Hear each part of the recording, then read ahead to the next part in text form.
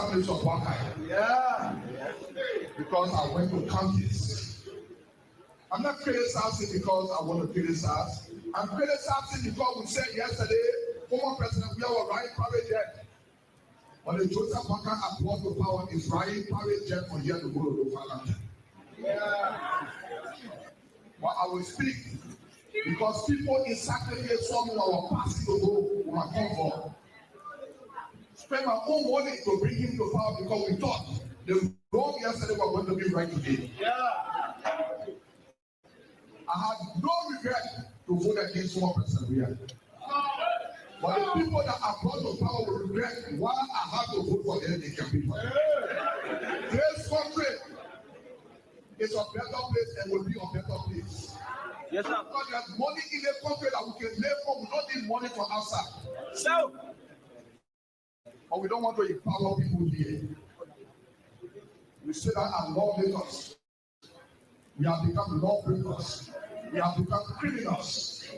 We put all the money in the budget for ourselves and leave them out.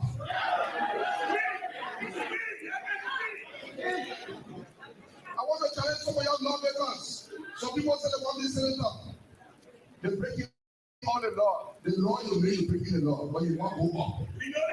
You know why people want to go out? Because they want to increase the time. They say they are too short. You cannot be a cancer, then you want to run blue. You cannot be a lawmaker that disrespecting the law that we made ourselves.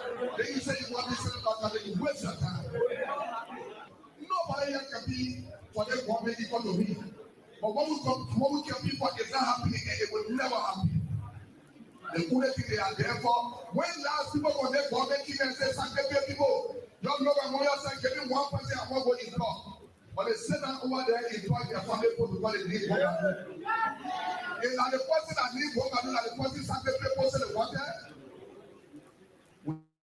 We employ our family people, but some people are happy because it is a time to be happy. It is nobody time when the country is not better. Yeah. It is everybody time when the country is better. Yeah. And we give this as a challenge to all of you people. 2029, we may be only valid for the presidency.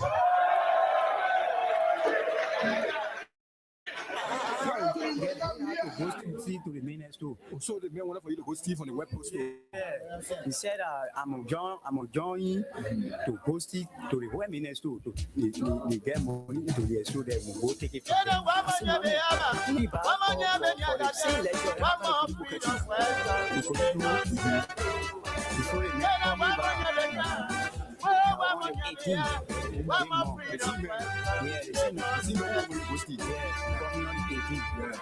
now in a now, I'm 8:30. They might call me. He said, I hope, my man, I let you call you by. I go to work.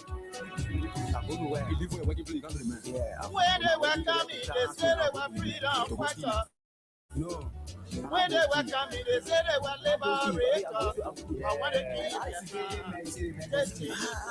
you question when they want for me to explain for you to understand. What kind of people they still questioning me, doing the question. How many? What kind of people? Freedom fighter, you pray. Freedom fighter, you kill in our children. Freedom fighter, you destroy our country.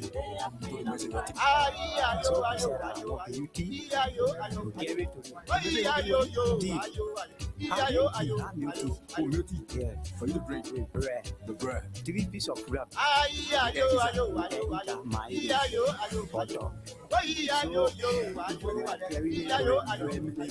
Give it to the man. Give it to the man. Then you will come back to the car. So the food that you now carry that to the home. Feed your friend. Yeah. When I give it to the man say thank you. I say okay. The man say when they were coming, they said they were liberators. When they were coming, they said they were liberators. But when they came, yeah. So when I go to the man, I say clean the car. Then they are two now. What kind of people? Big deal. Yeah. That big deal. Photo. Freedom fighter, you raping our country. Freedom fighter, you killing our country. Can't wait for me to spin out. Freedom fighter, you destroy our Jockey, people that no, I'm gonna tell you this. I beg you, sorry. The way you talk, when you question, you like say when I move from here, I'm free. You like say when I move from here, I'm free. You say what do I do? I wanted to mean it. Don't only question. Hi, looking. You won't post. But now more water again. Why are you looking to the top? I'm not going to again. And said they call me to the office of OSP. The tea is going to be come together. You say you pay the tea to the man. After you pay the tea to the man, and you come back. So what next now? For me, I'll not there. Nobody getting very say ask me too much question. Hey, that's me things say make your egg and bread. Okay, sorry. Now. Okay, sorry. If you put give me a song, then Okay, speak again. I'm asking no more questions here. the thing they say, I make an image. Okay, sorry. You take the you take that. I take it down. I can take that To explain.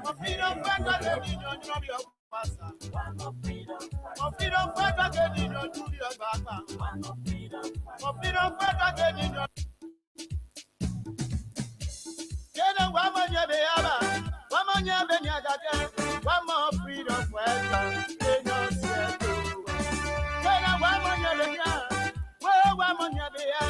one more freedom for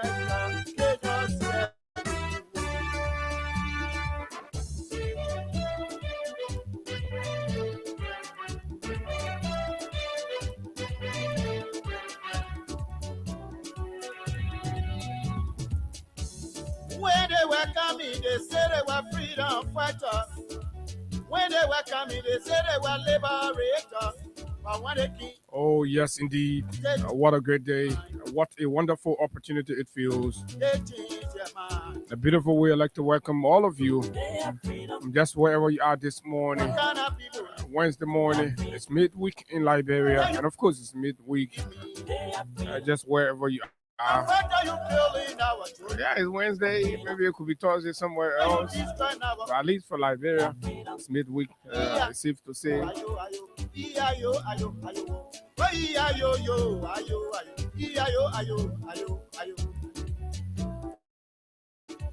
Good morning, Liberia.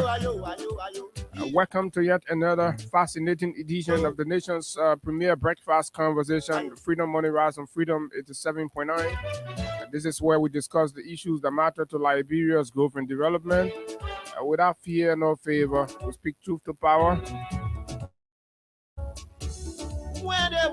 And of course, this is where you get the analysis of the issues making news in Liberia. There are too many things to talk about, lots of things happening in the mother's land. Good morning to our friends, our followers, and to those of you in the diaspora. A pleasant way we'd like to welcome all of you to yet another intriguing conversation.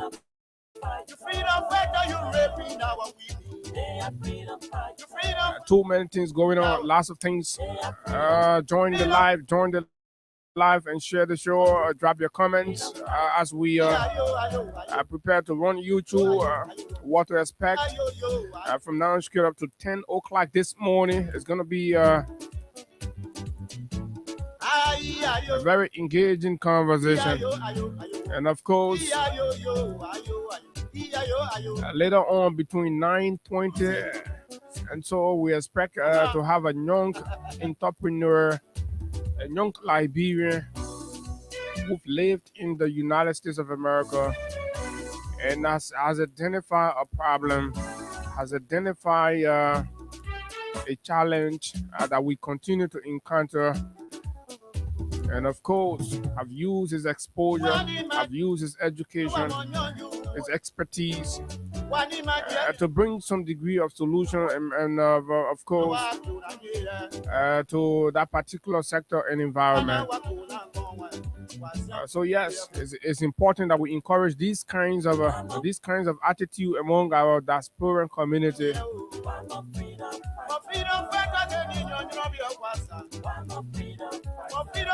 Mr. Sam Sion Jr. Will be our guest. He'll be right here with us to talk to us about his idea, about his solution, about his contribution, and of course, promises to be an eye-opening discourse. But yes, of course, in between time, there are too many things. The EPA, the Environmental Protection Agency of Liberia, has fined several concessions company across the country for environmental pollution. Over 300K fine hits AML, and of course, until B Mountain and others.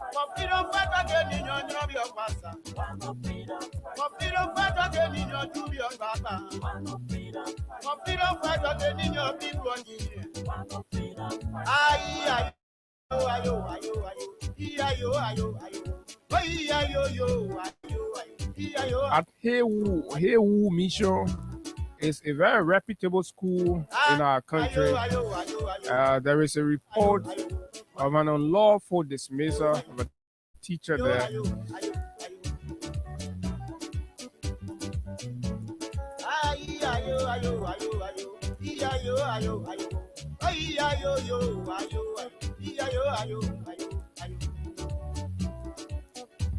Music.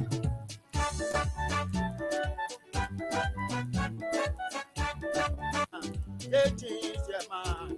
What kind of people they so? They are freedom fighters. What kind of people they so? They are freedom fighters. You freedom? Okay, where are the freedom fighters? They are freedom fighters. Freedom fighter, you kill it. So quickly, of course, the more the Front Page Africa newspaper is reporting this morning. No audit, no proof, and this is in the case with former finance minister and 4 others past government officials are facing charges of economic sabotage in a $6.2 million theft case. Paper says Twine leads defense as case closes. Challenges prosecution in US $6.2 million trial. No audit, no proof. That's Councillor Yantin Tour.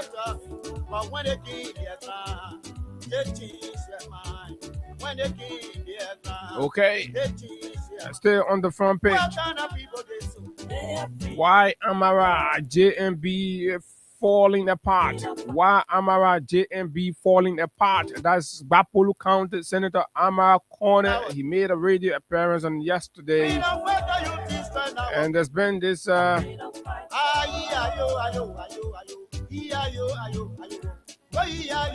so Front Page says detail points to in-house power struggle for influence over presidency, and that's why Amara and JMB, after that November 2023 movement, are going their separate ways. They're throwing punches. Amara is exposing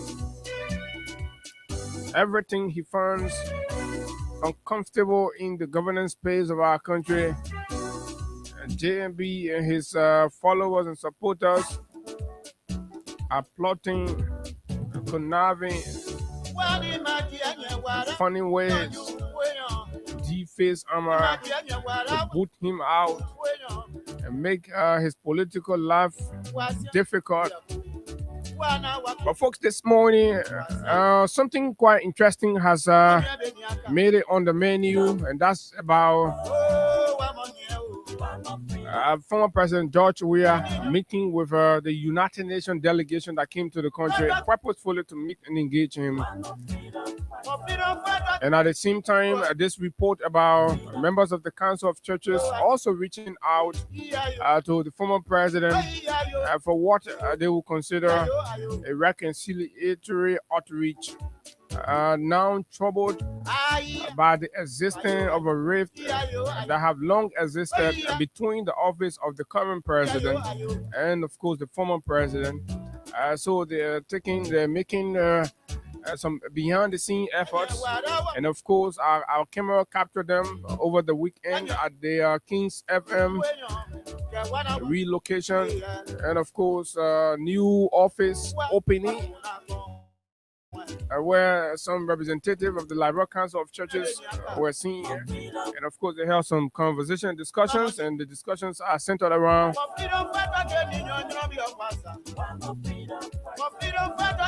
resolving whatever may have been some sort of existing rift between the former president and the current president. Okay, so this morning we're going to look very much into that with detail as to what do we know about how this thing started and why have they been silent all through. And somebody said, why which role does the Muslim Council and the Imam Council already play at a critical national moment? And I'm like, okay, you want to know what role they play? Just wait, let the pilgrimage town read. Talk about hash ticket. Time you can see them. Or let the Ramadan town read. They talk about the cow distribution. Oh yeah, I think they can know how to rap press release, get involved. Or let the Becca rest town read. And this is quite unfortunate. So I commend the Council of Churches no matter what on that effort. I commend them for no matter what. And, at least at this point, it's better too late. It's better late than never. Sorry to say, but at least some of them are recognizing that the trajectory on which our country is proceeding is unacceptable, and they recognize and realize the moral responsibility and duty that they carry. But do they stay in the space to be doing that now? And we are going to just oppose that with an internal revelation from why we are seeing this bitterness and rift from the current government towards the former president. One man, I say an envoy to the president, diplomatic envoy, Sheikh Mustafa Kouyaté, spoke bluntly on yesterday and revealed some very sensitive. In the first place, this president was never ever interested in political stability. You took an angry ex and made her political advisor, and you think you have some salient, smart and intelligent political advisors on how we can stabilize the politics in our country. It's like you are actually trying to create and establish, a working squad. But my name is Abu. Of course, it's good to be here. The shipping sides of the conversation, and of course, we're going to go back again to talk to you about briefly some issues about the Solomba border thing. I told you we are going to remain on this thing until the government comes out and tell us exactly what we need to know. So we've gotten the other day we played a report from sorry to the guys online, right? Sorry, I think we are good now. So the other day we played the report from Sierra Leone where the foreign minister made admittance to the outcome of the meeting in Conakry, right? And of course, we've also been seeing, but we're going to play again to remind the government and the president that look, it was the three of you in the room, and two parties are saying one thing, but you are creating a whole different impression. So you have to talk to us, give us your own report, and let's see what happens. Or better still, you tell us what, explain the presence of Guineans on Liberian territory. What explains that? What kind of diplomatic engagement explains that? Because mind you now, there were regional bodies and of course international bodies involved in the conversation, and up to now we've not seen any statement from the MRU in any way beating on the Guinean for aggression, nor the ECOWAS delegation that came and all of that. So something is not right, and our job as the fourth estate, as the watchdog, is to keep pushing this narrative until the government comes out and say the truth to the Liberian people. Oh yes, we will not sleep on the Solomba border. Our people deserve the truth, and of course the president and the government must come out to tell us. There were three in the room. The Sierra Leoneans have said the truth. They're moving forward. The Guineans are saying theirs, but our folks are telling us a whole different thing. They're telling us that they played for us, but then they're comfortable also. They're saying nobody should say anything and the Guineans should remain there. How does that work? The shipping size of the conversation for you right here on the big station Freedom 87.9. And of course, this is a new day, a whole new day. And I'd like to welcome in a special way our newest CEO and his beautiful wife to this early morning edition of the big station, the People's Radio, the station that the ordinary people love to listen to, and they are very grateful for your decision to come in and invest and take over and be a part of the family, recognizing a whole lot. But look, this is it. Let's take a bite of this, and when we come back, we go more and more into these and other issues right here on the big station.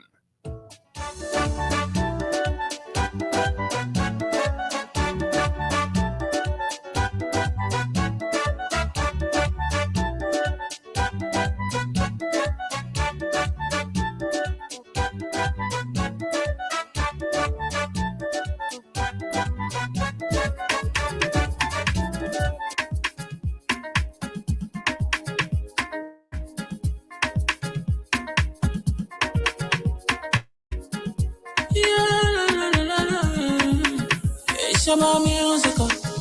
There are crimes in many places, in every community, you know, you can see. So if you see crime, report it. Don't take law in your hand for the right authority. Really can't take care of it. Crime Stopper here for us, bringing safety to your door. Whether you rich or you poor, if you see a human target, enemy you check. Do it for your safety. If you see a don't keep it. You must call to report it. Crime Stopper, the people bringing safety to your door. Crime Stopper, stopping crime and making peace for them before. Crime Stopper, Liberia, from the center to interior. Crime Stopper, keeping us safe, they're stopping crimes for all of us. Crime Stopper, the people bringing safety to your door. Crime Stopper, stopping crime and making peace for them before. Crime Stopper, Liberia, from the center to interior. Crime Stopper, keeping us safe, they're stopping crimes for all of us. Crime Stopper Liberia is your community crime fighting partner. Don't take the law into your own hands. Remember, if you see a crime, report it. This is a message from your own self, Old Man Sam Cyan.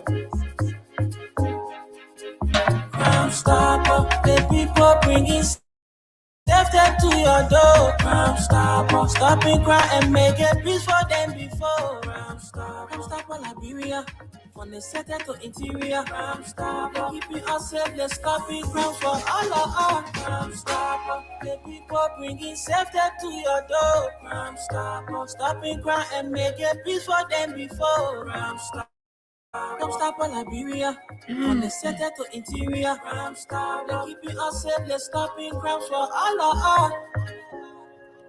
Okay, Crime Stopper Liberia is the official partner of the Freedom Money Rise on Freedom 87.9. And folks, like I said, it is a new day, and it takes a patriot to believe in the sacrifices and believe in the people, believe in the country, and say, you know what? I've done my survey and I'm looking around. There are several other organizations, media organizations, institutions in this country, but I see the attachment, I see the confidence, I see the trust of the Liberian people heavily, invested in the work and the quality of service that Freedom FM provides. I want to be a partner. I want to come in. I want to take over. I want to support this. This, for the most part, investment in radio station or media in Liberia is sacrificial. And kudos to the men and women, the families. And they see beyond just, the fact that I'm the owner of this, but they see more to contributing to enabling the voices of the voiceless and the masses that demand change, betterment, and improvement in this country. They say, okay, I want to be a contributor towards that. So today, I know the official moment will come, but I'd like to announce, especially as one of the flagship, as one of the biggest and prime platform on this network, we must take the lead. As you know, the way we are structured, the Freedom Morning Rise starts the day we set the agenda, and then, of course, the print news folks follow, and then you come to the Freedom Hub, and then you have the hard talk, and then we close the day with the nighttime spin. So this is not just a radio station established. This is we are more than that, because look at the program across.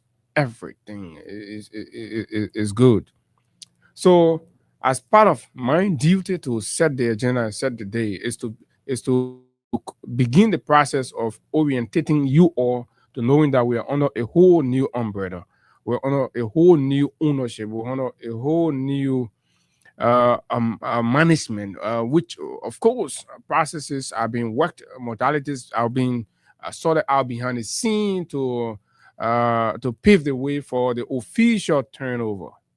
Oh yeah, I know you've been hearing it. It's been in gossips. It's been like April Fool. It's come in different shades and form, but we can now officially let you know and confirm and clear your doubt that yes, of course, the people's representative of District Number 2 in Grand Coup County, former Speaker of the House of Representatives, 55th Liberian Legislature, Honorable Councillor J. Funati Kofa, have acquired significantly the ownership of Freedom Communication Incorporated. So yes, we are Funati Kofa's boys. And it works so well from one patriot to another patriot. From one man who believes that Liberia needs voices, and these voices should be supported, and there must be investment, to another man who equally believes that, look, the media must remain that watchdog, watching over our society and holding people accountable. And the good thing is, on Friday, you hear a lot, but from what we know on the periphery, Mr. Kofa has been one Liberian that believes strongly in Liberia. This man who, they may has a series of investment in this country. He will have chosen, just as other people, to take their investment to other countries. They say, oh, Liberia, the market small, man.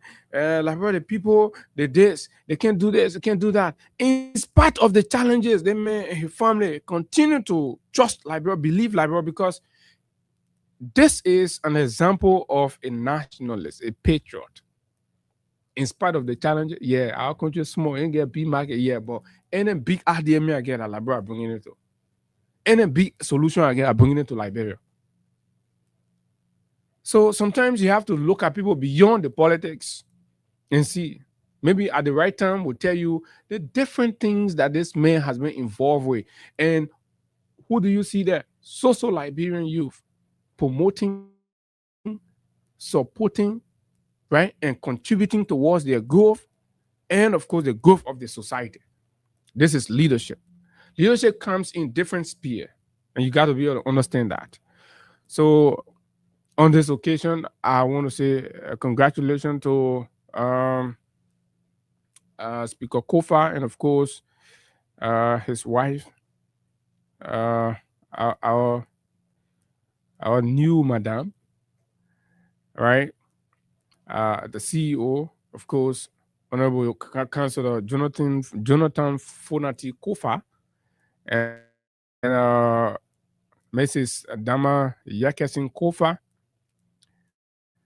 as they take over on this Friday, officially, May 8, 2026. They will now assume the role as CEO, the owners of the Freedom Communication Incorporated, right here.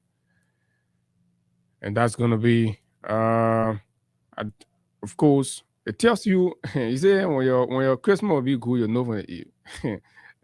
In fact, we're not having our program on the ground, we're having it in the air. This is Freedom FM. We're going higher. I'm going higher, higher. And you know what that song that I played, right? It's a gospel song, but it's a nice one though. Right? So we'll be at the rooftop of the Boulevard Palace Hotel to tell you that this is no joke. We're talking Freedom FM here. If you've not seen anything before, just watch out. I ain't no other thing I ain't even want to. Our leader one will come 4 o'clock and GCR on the rest of the other thing. But look, it's gonna be very beautiful. It's gonna be historic. It's gonna be groundbreaking. On Friday, we'll be there, and of course, we would like to welcome all of our friends and families and partners and supporters of Freedom FM and the work we do, right? But because of space and the way we've organized it, but look, we respect everybody, right? Come around, show your support, show your belief, make the Kofa family to know that you respect whatever they are doing and you stand with them. And you have to start dropping your congratulations right here, right? On this live and sharing the live and commenting, because this is for you. If these people were say, I don't leave thing, man, and, you know, yeah, everybody just leave. And then and people just treat you anyhow. But I say no. We come in, Mr. Sanya, I beg you. You not play your part. So let us take the thing from here, we carry. Ain't that the kind of labyrinth spirit we're looking for? But not for be fighting each other all the time. Right? So this is it. The event is Friday, 6 p.m. rooftop, Fasta Boulevard Palace Hotel in Monrovia. We are going to be there. Come nicely attired. It's a formal occasion. Formal, and of course, come there as you would as we make history together, and then we start. But the thing about we getting Paul, we already firing, fire. Yeah. So Honorable Kofa, congratulations and welcome, Chief. Okay. So let's go to business. Let's go to business. And of course, it is quite important that we do that. It's very much important that we do that. But just before we do, let me inform you that as we told you I think 1 month ago, 1 or 2 months ago, I told you on the show that the government of Liberia will be affecting increment in tax, right? Goods and service tax, GST, and that it will be taking effect as of May 1. So what that will mean is that the government of Liberia, new 13% GST takes effect. Businesses are, of course, worrying, and consumers, if they've not braced themselves, they're bracing for price changes. So when you increase tax, business people will have to change prices upward, and in this instance, it's going to be upward. upward adjustment, so prices are going to go up, right? So the Liberia Revenue Authority has begun enforcing a new 13% goods and service tax as of May 1, 2026, a move that is raising fresh concern among business owners and ordinary Liberians about possible price increases. The new rate comes from the Liberia Tax Amendment Act of December 2025, passed by the National Legislature of Liberia and made official in March this year. It applies to most goods and services, while telecom services will still be charged at a higher 15%. So the charge on your cell phone communications, when you're talking, you say, oh, my data finished soon. My day won't finish soon. Your government has increased the tax and they're maintaining it at 15%. Right? Okay. So one day we'll find the data people to come and break that one down for you so you understand how much the government taking from you. On every call you make, every dollar you put on your phone, how much government cutting from there? Then you know whether they're rescuing you or they're exploiting you. It's important for us to put it square so that Liberian people know whether what is happening is exploitation or is rescue. For many businesses, the change means adjusting how they sell and keep records. The LRA says all registered taxpayers must update their system and clearly show the GST on receipts and invoices. But some business operators say the real issue is not the paperwork, it's the pressure the new rate could put on prices. The pressure the new rate could put on prices. There's no way this won't affect consumers or customers. One local trader noted, pointing out that added tax often ends up being paid by the final buyer. With the cost of living already a concern for many families, there are growing fears that even a small increase could be felt in markets and shops across the country. The LRA has warned that businesses that fail to follow the new rules risk penalties under the law.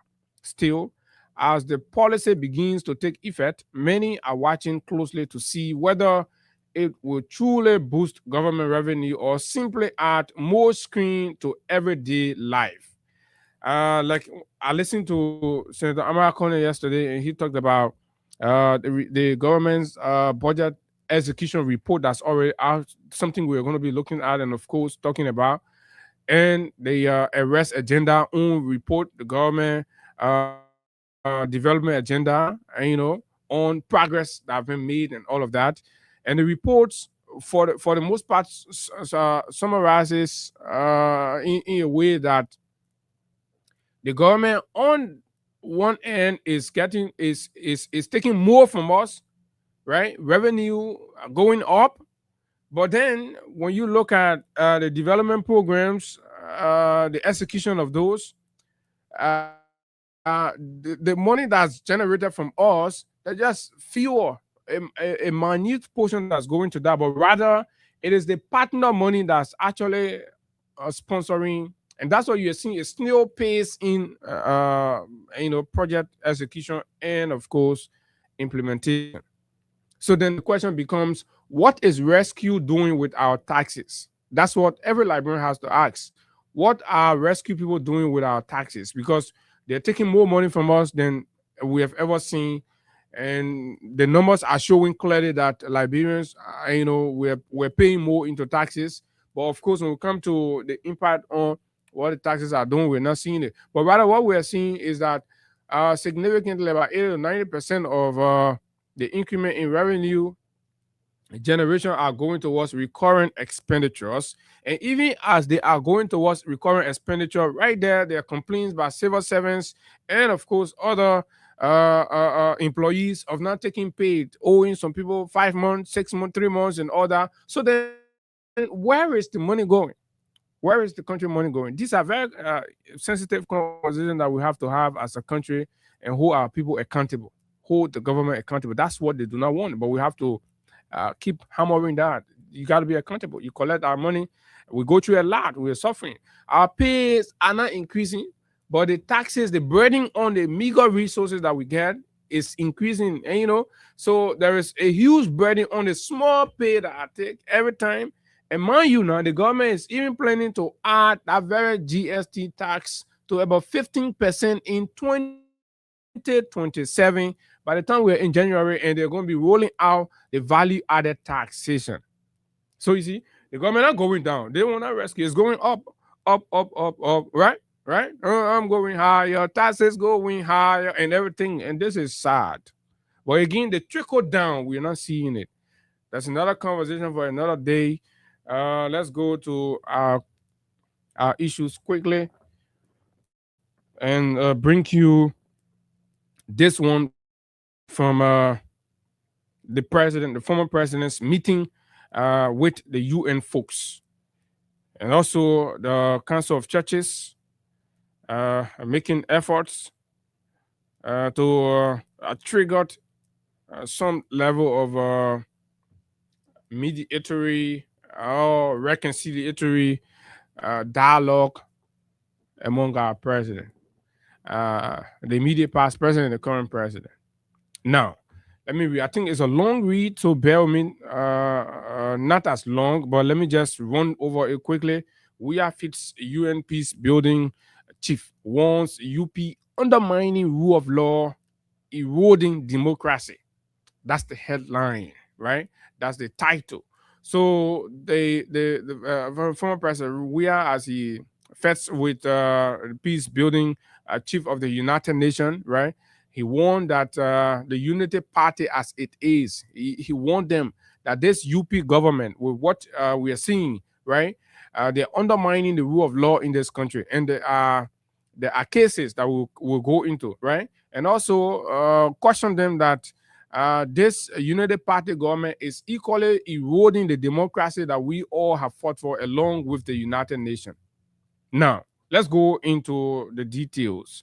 Former President George M. Weah has recounted a long list of excesses by the Bouakai-led administration, which he says has undermined the rule of law, threatened peace and security, and eroded democracy in Liberia. The former Liberian leader made these remarks on Monday while hosting the chair of the United Nations Peacebuilding Commission, Ms. Nicola Clesi, at his office in Painesville. During the meeting, Mr. Weah cited the government's blatant disregard for Supreme Court rulings and what he describes as executive overreach on matters involving different branches of government, including the illegal removal of Speaker Funati Kofa, right? So now, let's put that into context. Let's put that into perspective for the ordinary people to understand there.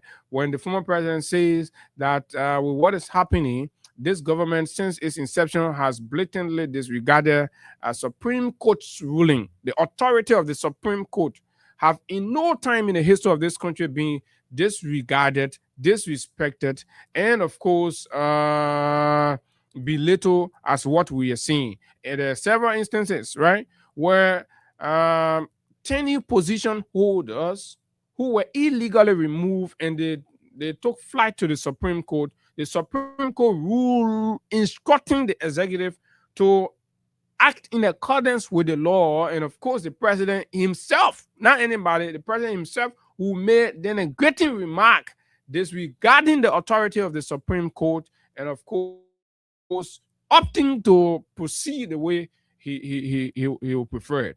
So there was no debate about that. There was no argument about that, right? When the LTA commissioner went to court, the president said he was going to put Patrick Honan in there. And of course, that was what he did. And then went beyond the scene. This is the highest degree of corruption. Look, this the president accepted to bar justice. And, he put a price to justice in Liberia. He put a price to the rule of law. When the Constitution says this, the president says, oh, but what is that? I'll pay for it. The Supreme Court say, no, under the law, you can't do this one. You have to do this one. The president say, I'll pay for it. Right? Gafon, y'all raise money, y'all pay the man go sit down. This is bad. You don't run a democracy like that. And that's what the former president said. The former Liberian leader, made these remarks when he hosted the people, blah, blah, blah, blah, blah. He also informed the UN delegation about politically driven arrest. Politically driven arrest. There's several instances of those where they go out there, they concoct things, they put narrative together, go after people just to silence them, arrest them, disgrace them, and imprison them. We saw it with the wife of former interim government president of Liberia, Madam Sawyer. We saw a former foreign minister. We saw it with a host of former government officials on co-opted politicized narratives that could be backed by no evidence or facts. We continue to see it in the case with the Capitol building arson or the Capitol building fire incident. Liberian young men are being kept at central prison with no evidence. Yeah, one police director, when he stood up, is that have more than 100% evidence on national radio. The case is there. He submitted a papers. They are all empty papers. Empty papers. And the people children languishing beyond bars. This is injustice. This is injustice. And that's what the former president believes undermines the fundamental principles of our democracy that we've all fought for in this country together. And that this man, as president, needs to be made to understand through the UN. And of course, if you come here for peace, if you come here to talk peace, and of course, our records are clear, even when people felt that we needed to do the unthinkable, we surrender and prioritize the peace and tranquility of this country. But how come you win leadership in the country and you're so angry? You're so uncompromisingly angry. Your anger cannot even allow you the sense to understand what leadership and governance and the power of the presidency. How are you president and you're still a partisan, right?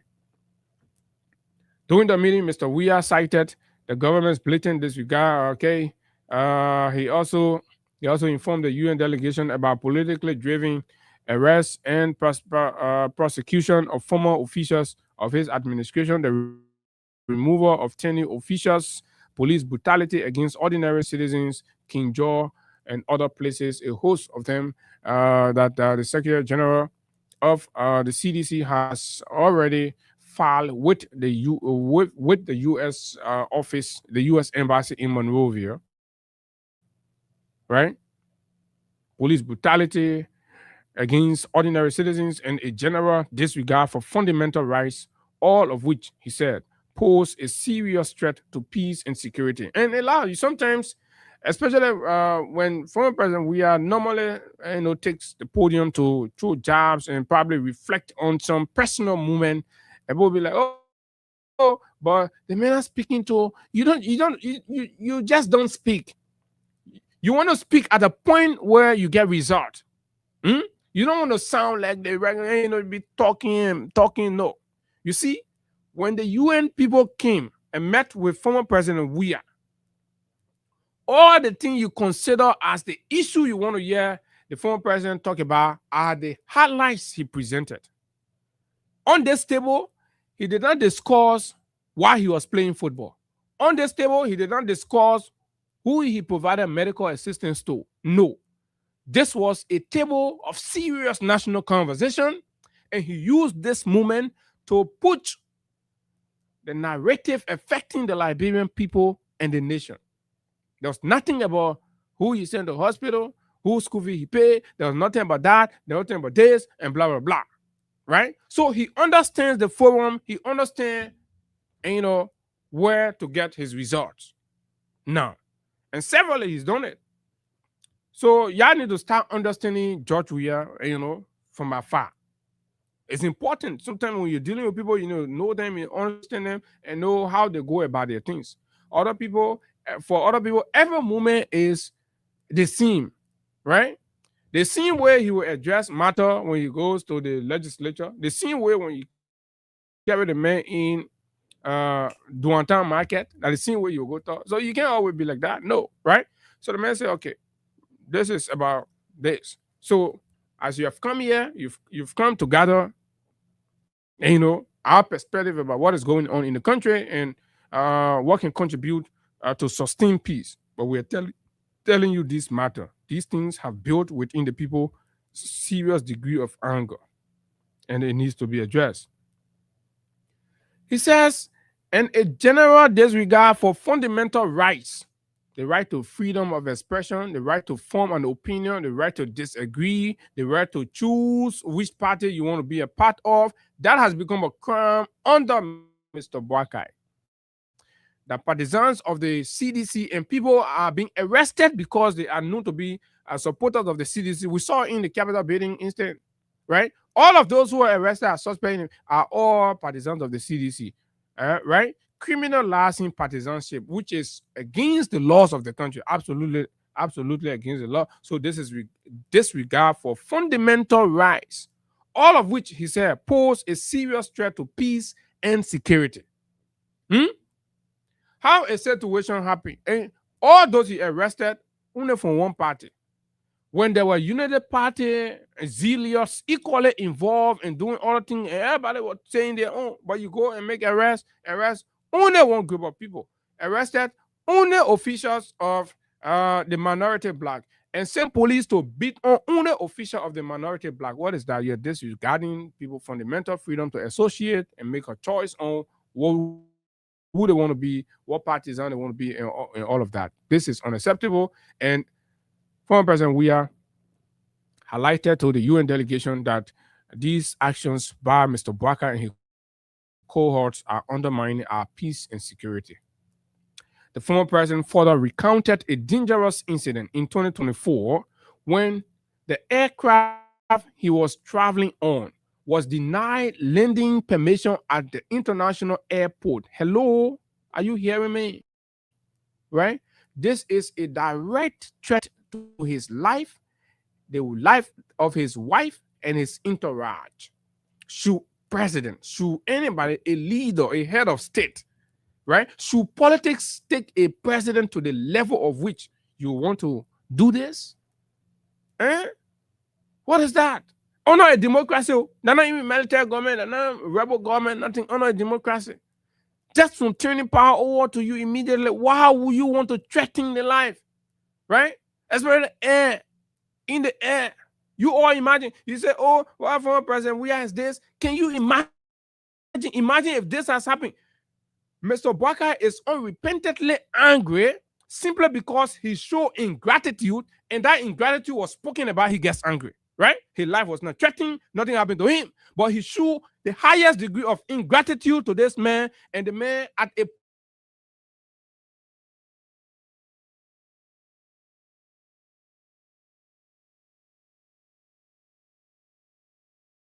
right?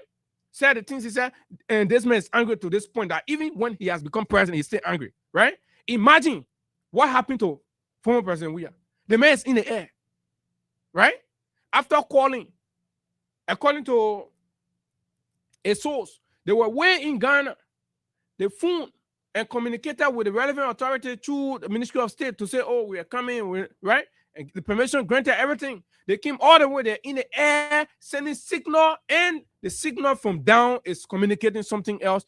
Eugene called the executive mansion, and guess what? Right? A note from the executive mansion said there's only one president in Liberia. Was there argument about two presidents? Right?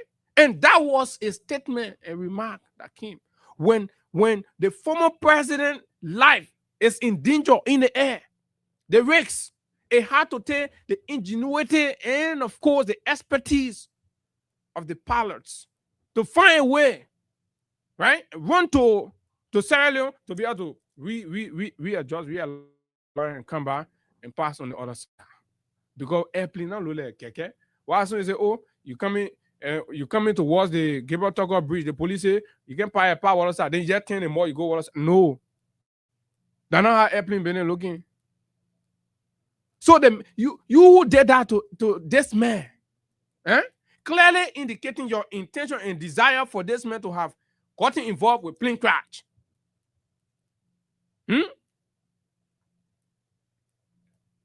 And you're been wondering and asking, so, oh, what happened? They say, oh, the two people can speak. This, blah, blah. The other man, when they say, oh, at least expected the mail. The man who I went to the last degree in spite of the political rivalry to coming in at the time where everybody turned their back on him, right? And then he get angry. But then he, on the other hand, right, set the man up in the air to die. Me, I let her call it blunder, right? So like y'all will be the judge.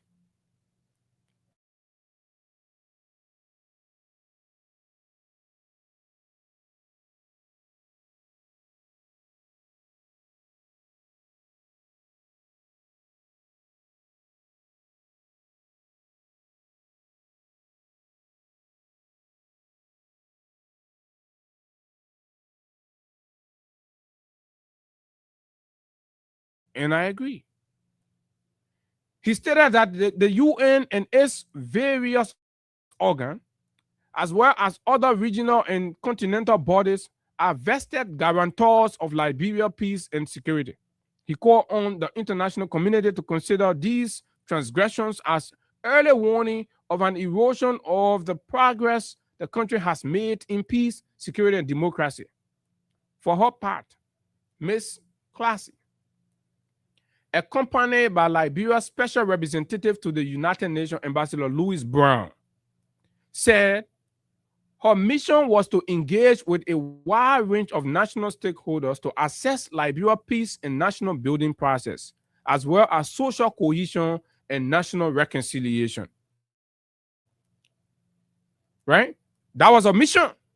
I came to this country from the UN to come and assess Liberia peace and the national building process, as well as the social cohesion. I want to see how socially cohesive the country has become.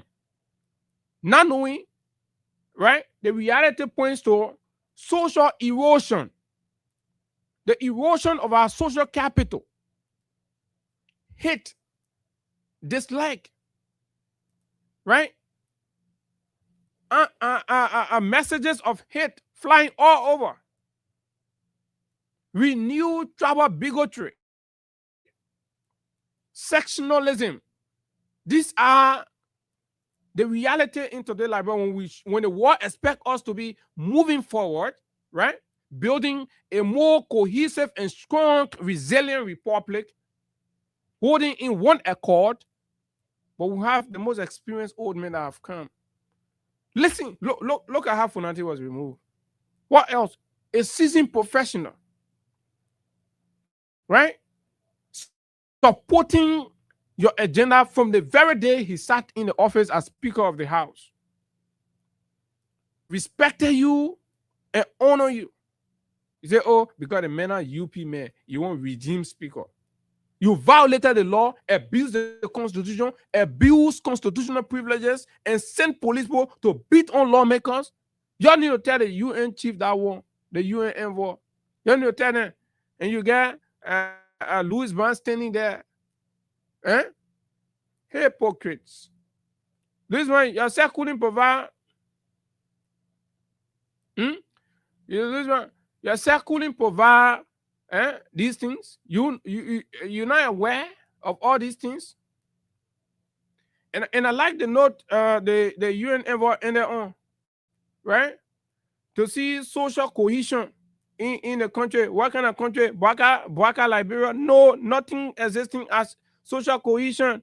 As she said, say, I want to know as well as social cohesion and national reconciliation. So let's ask Sheikh Mustafa Kuyate what he thinks about social cohesion and national reconciliation in their government since they became president. They may it's coming from inside, right? Let's listen to Kuyate. Mr. President, you have a lot to do, and you must take the responsibility to do that. We're looking at you. We're looking at you with our eyes. We're watching you. Y'all listen to the man. Where's the old Abu talking this? You know, man, everybody just hates everybody. Think so? Let me. As the president of a country, you are disengaged automatically with every political institution that you have. You should be seen as a father. Y'all listen to the young man. He made a very profound, and this should be coming from an experienced old man who should be the first person to know this. That's what you are, the head of state, head of government, right?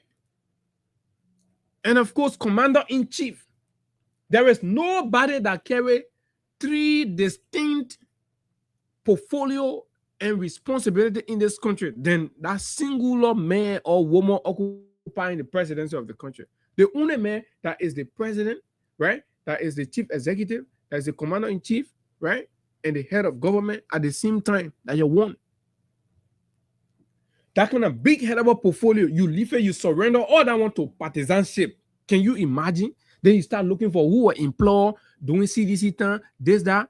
This is the most egregious atrocity committed against Liberia's democracy. But the Council of Churches was here. The Imam Council was here. And Imam Cry, time will come, will remind you. You look at the Liberian people in the face of these violations and tell them, say, oh, me, I get the president here now, so I don't want a microphone. This is an abomination. Can you imagine? A spiritual leader turning his back on God's people when they're struggling, they're stranded, they're losing their peace, they're losing their cohesion. And you say, because you get a president here, Ali, the president can talk to you, so you okay. And this is what we are talking about. As the leader in the country, the president, you're the president for all. Abu Friske, you Abu president. Can talk too much, you can't president. It be not like a Bennett. You be president. You everybody president. Because it is you that must take the leadership. Our hopes and aspirations in the country are all surrendered to you. We take all our taxes we give it to you to make decisions. Then you come, you peddle a narrative in a country defined by partisanship. And you say nobody should talk about that. This is the real issue, undermining reconciliation. But let's listen to Kuyate. I know he's going to run in some kind of trouble. Of a nation, a mother of a nation.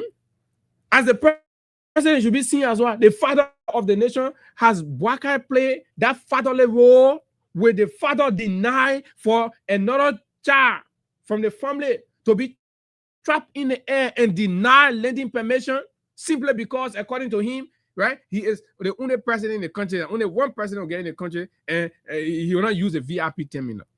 For God's sake, you're willing to commit that atrocity and calamity only to show what power. Yesterday, I was talking about rulership and dictatorship, right?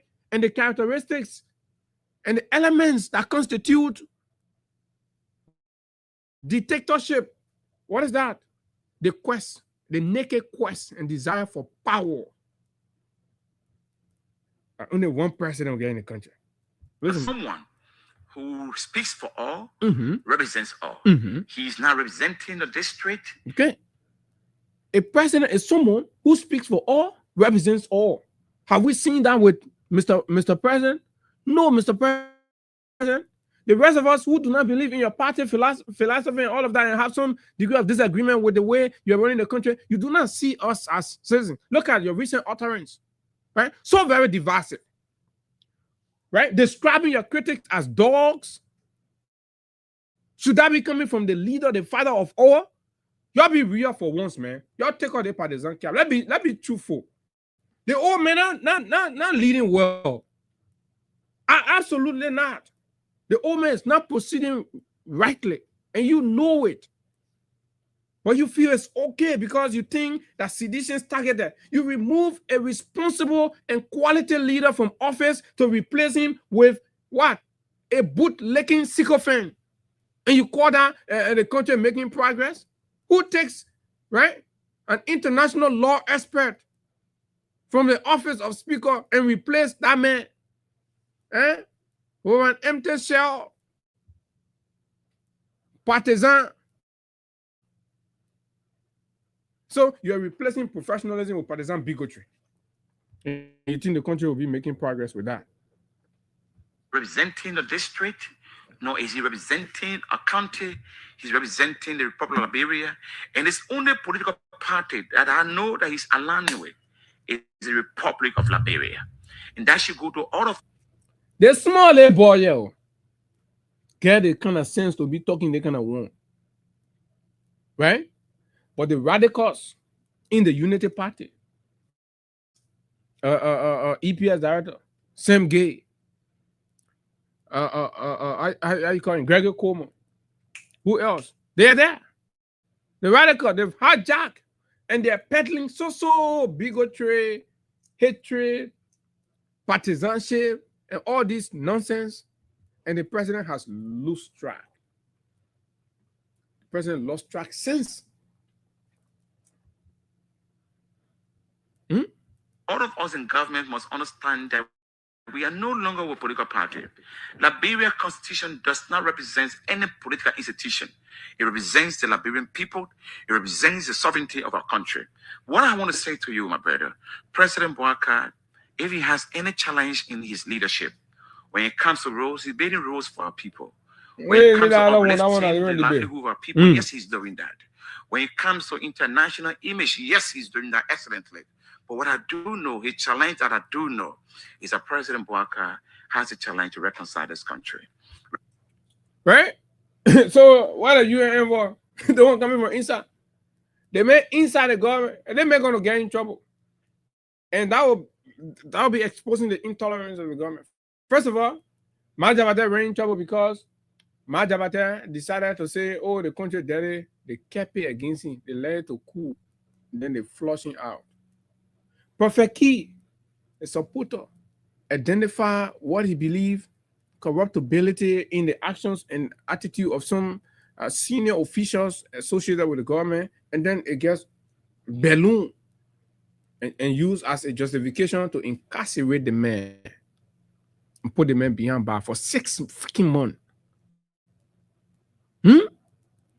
Reconciliation. Where is reconciliation? Where is reconciliation? Where is it? Where is it?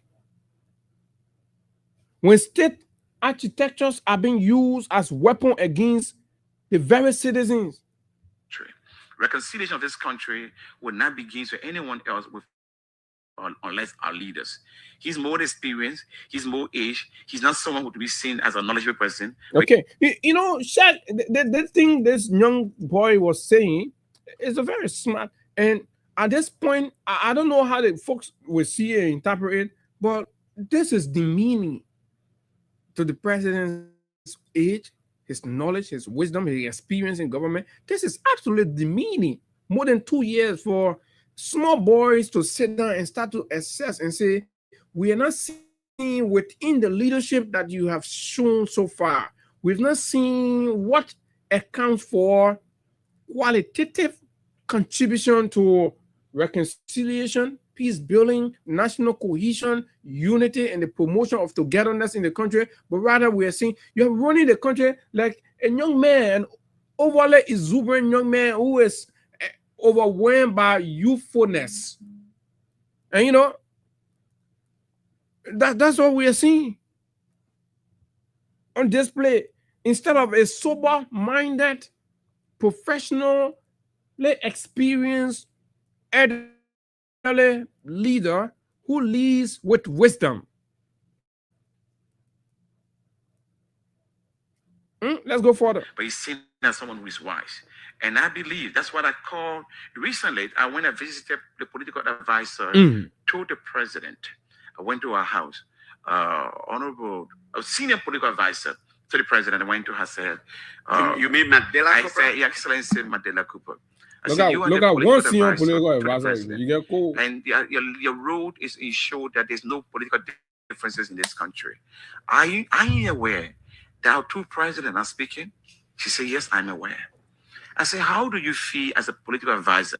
Just imagine how elementary that is. Let's do a comparative analysis. Former President William, when he became president here, with all of the resentment and resistance, right? He called a big meeting He called this meeting where at a major opposition political party owned business, Bella Casa Hotel, Umba Ami Muda, a staunch Unity partisan. He called that meeting right there. He went in the den of the opposition, sat among them, brought them on board. On the same table, the cameras are there, and everybody's having conversation about how we can move the country forward. But this president today, to even take phone to call, he feels so big for it. He feels so, I mean, can you imagine? God gave you the presidency.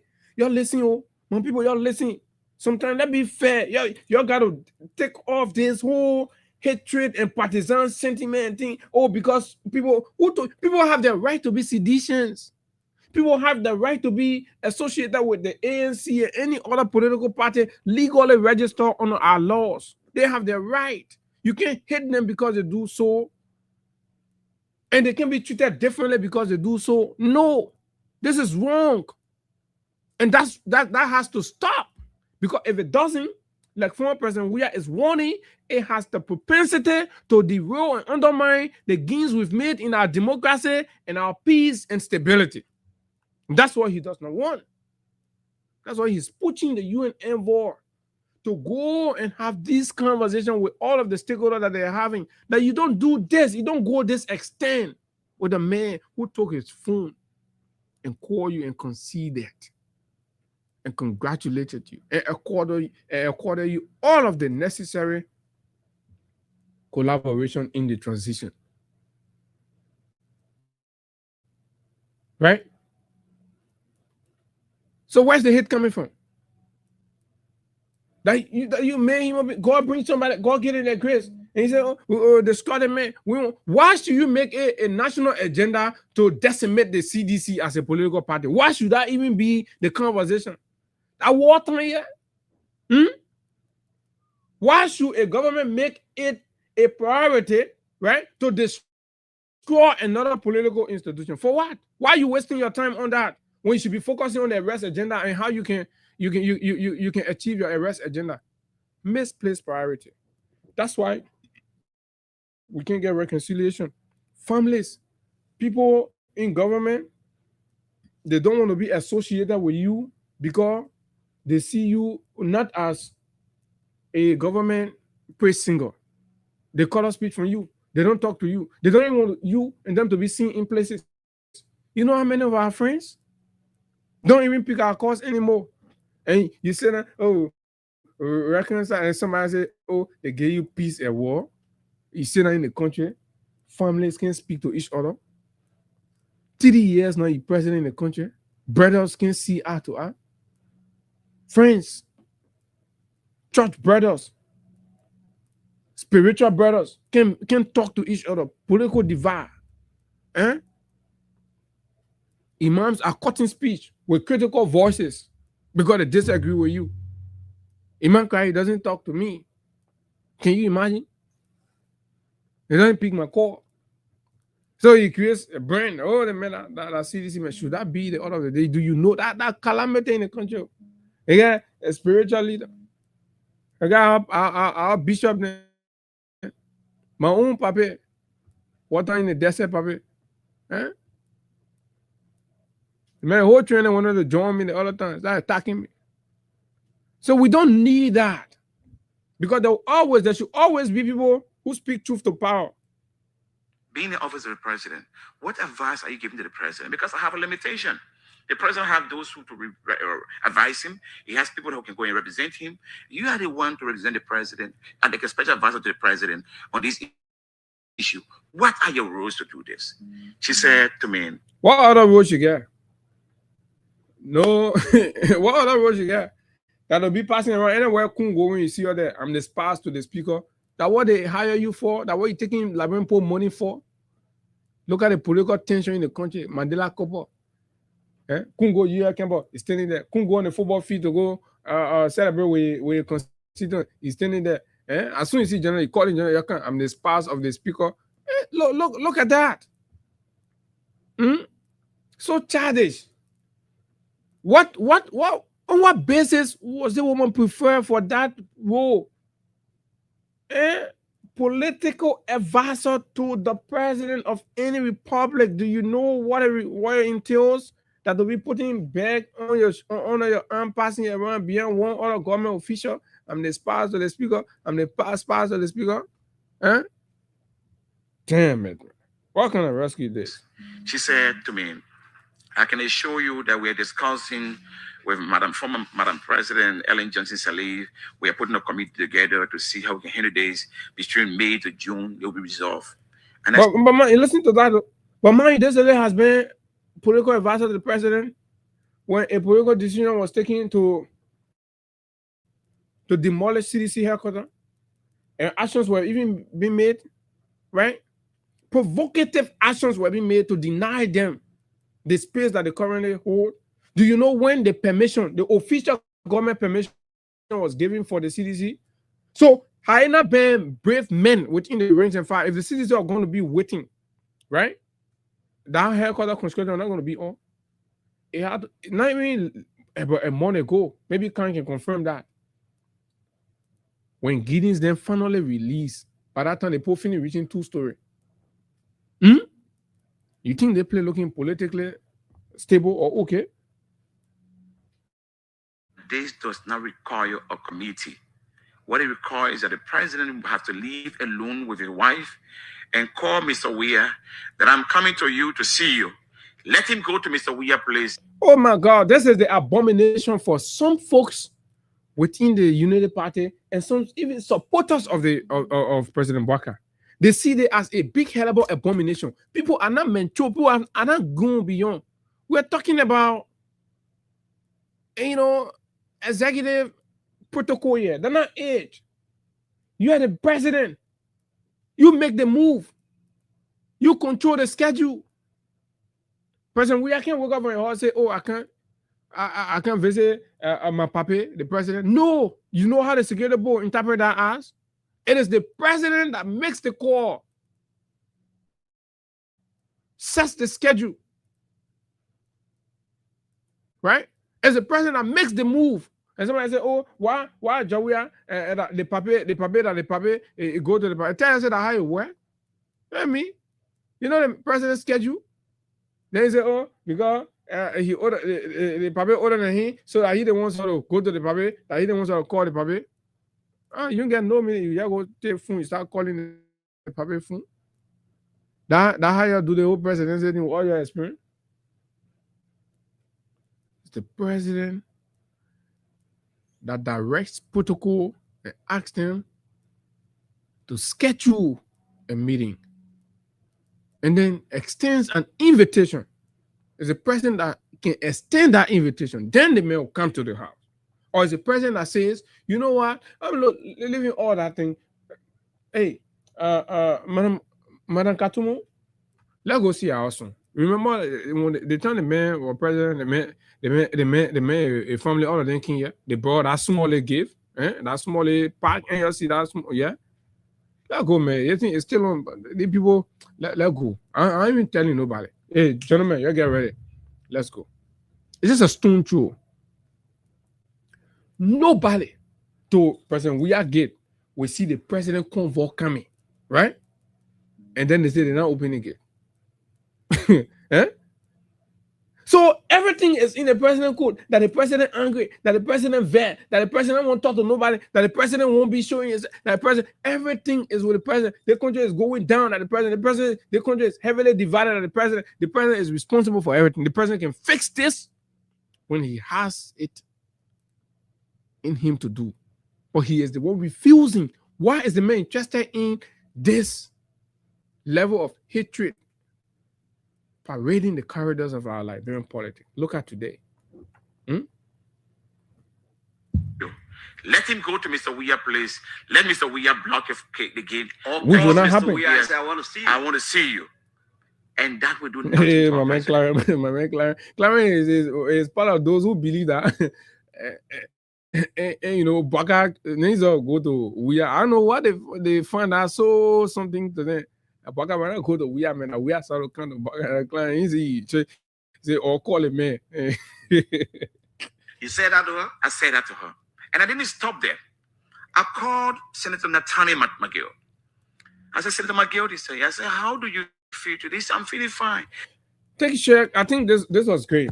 But this is to tell you that the problem with reconciliation and the erosion of our social cohesion in Liberia today is at the feet of the president, the current president. It is not Mr. Weah's responsibility.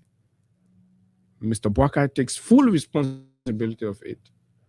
Let's hope. I think he still has time to fix it. But with what we've seen, I am not sure it is within his nature to embrace reconciliation. Apparently, Mr. Boakai thrives in division.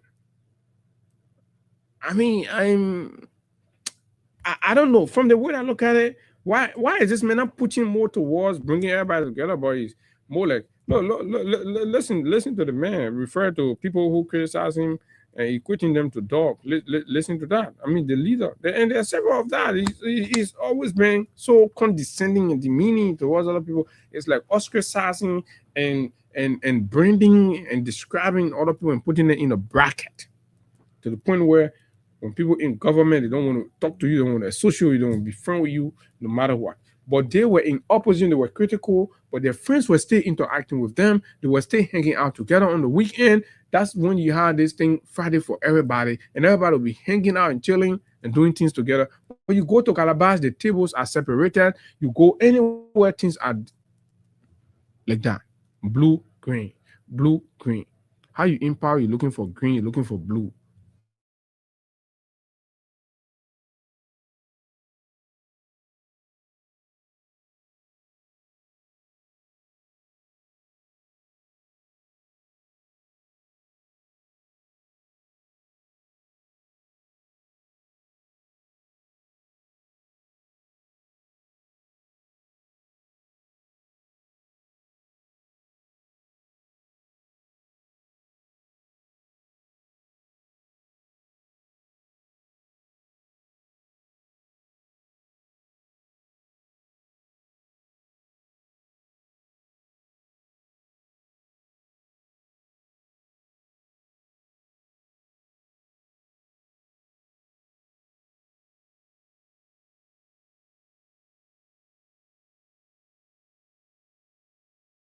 Our money democracy has been heavily undermined by President Joseph Numa Boakai and his lieutenants. They prepare well like rainbow shop, experiencing vested in the dynamic to change the dynamic that is spoke against it over the past. It was incorrect. Come as corrector to correct all the mistakes. Under the watch of President Boakai, heavy division is undertaking our land and breadth of this country. Every walks of life of Liberia have been politicized.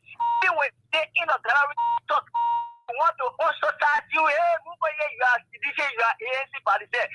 President Boakai, our money democracy is undermined. And President Boakai is the one who's supposed to call on reconciliation, peace and reconciliation. President Weah provided or die and energy at the time he was president and governing this country. He said that primacy and that legacy. We also in vividly, they were on social media. You pay a presentation to President Boakai. We saw it. When they are running around with lies. Wherever former president George Mara we are speak, and take them on a bureau protest, it can be confused with onset. And this man is a man with humanitarian. Differences. Okay, thank you. George Weah is the best man who took this country forward. Okay, thank you very much. We're talking reconciliation and of course the blockade. Who is responsible for the lack of unity and reconciliation in the country? Who is supposed to make the first move and all that? Good morning. Good morning, brother Abu. Morning. In the first, I'm Ibrahim Sherry, and good morning. I'm not going to violate your mandate given to you by the station to minimize the time given to you to honor the quarters. But I'm going to give myself morning. That's not going to stop or cause any problem to your meaning given to me. I want to speak on the reconciliation to the imams or the councils of the imams. You were talking about Imam Khalid Kai and the wisdom. And we'll see it. I mean, we are saying there's silence both in the face of the social erosion in the country and all of that, but they've been silent and they're not talking anything about it. Things are happening and other people's rights are being violated, tenant laws are abused, speaker illegally removed, and another representative illegally removed. Nobody's talking and it's okay, but they're crying about reconciliation. Yeah, this is the erosion they're talking about. It's heavily in the Council of Imam.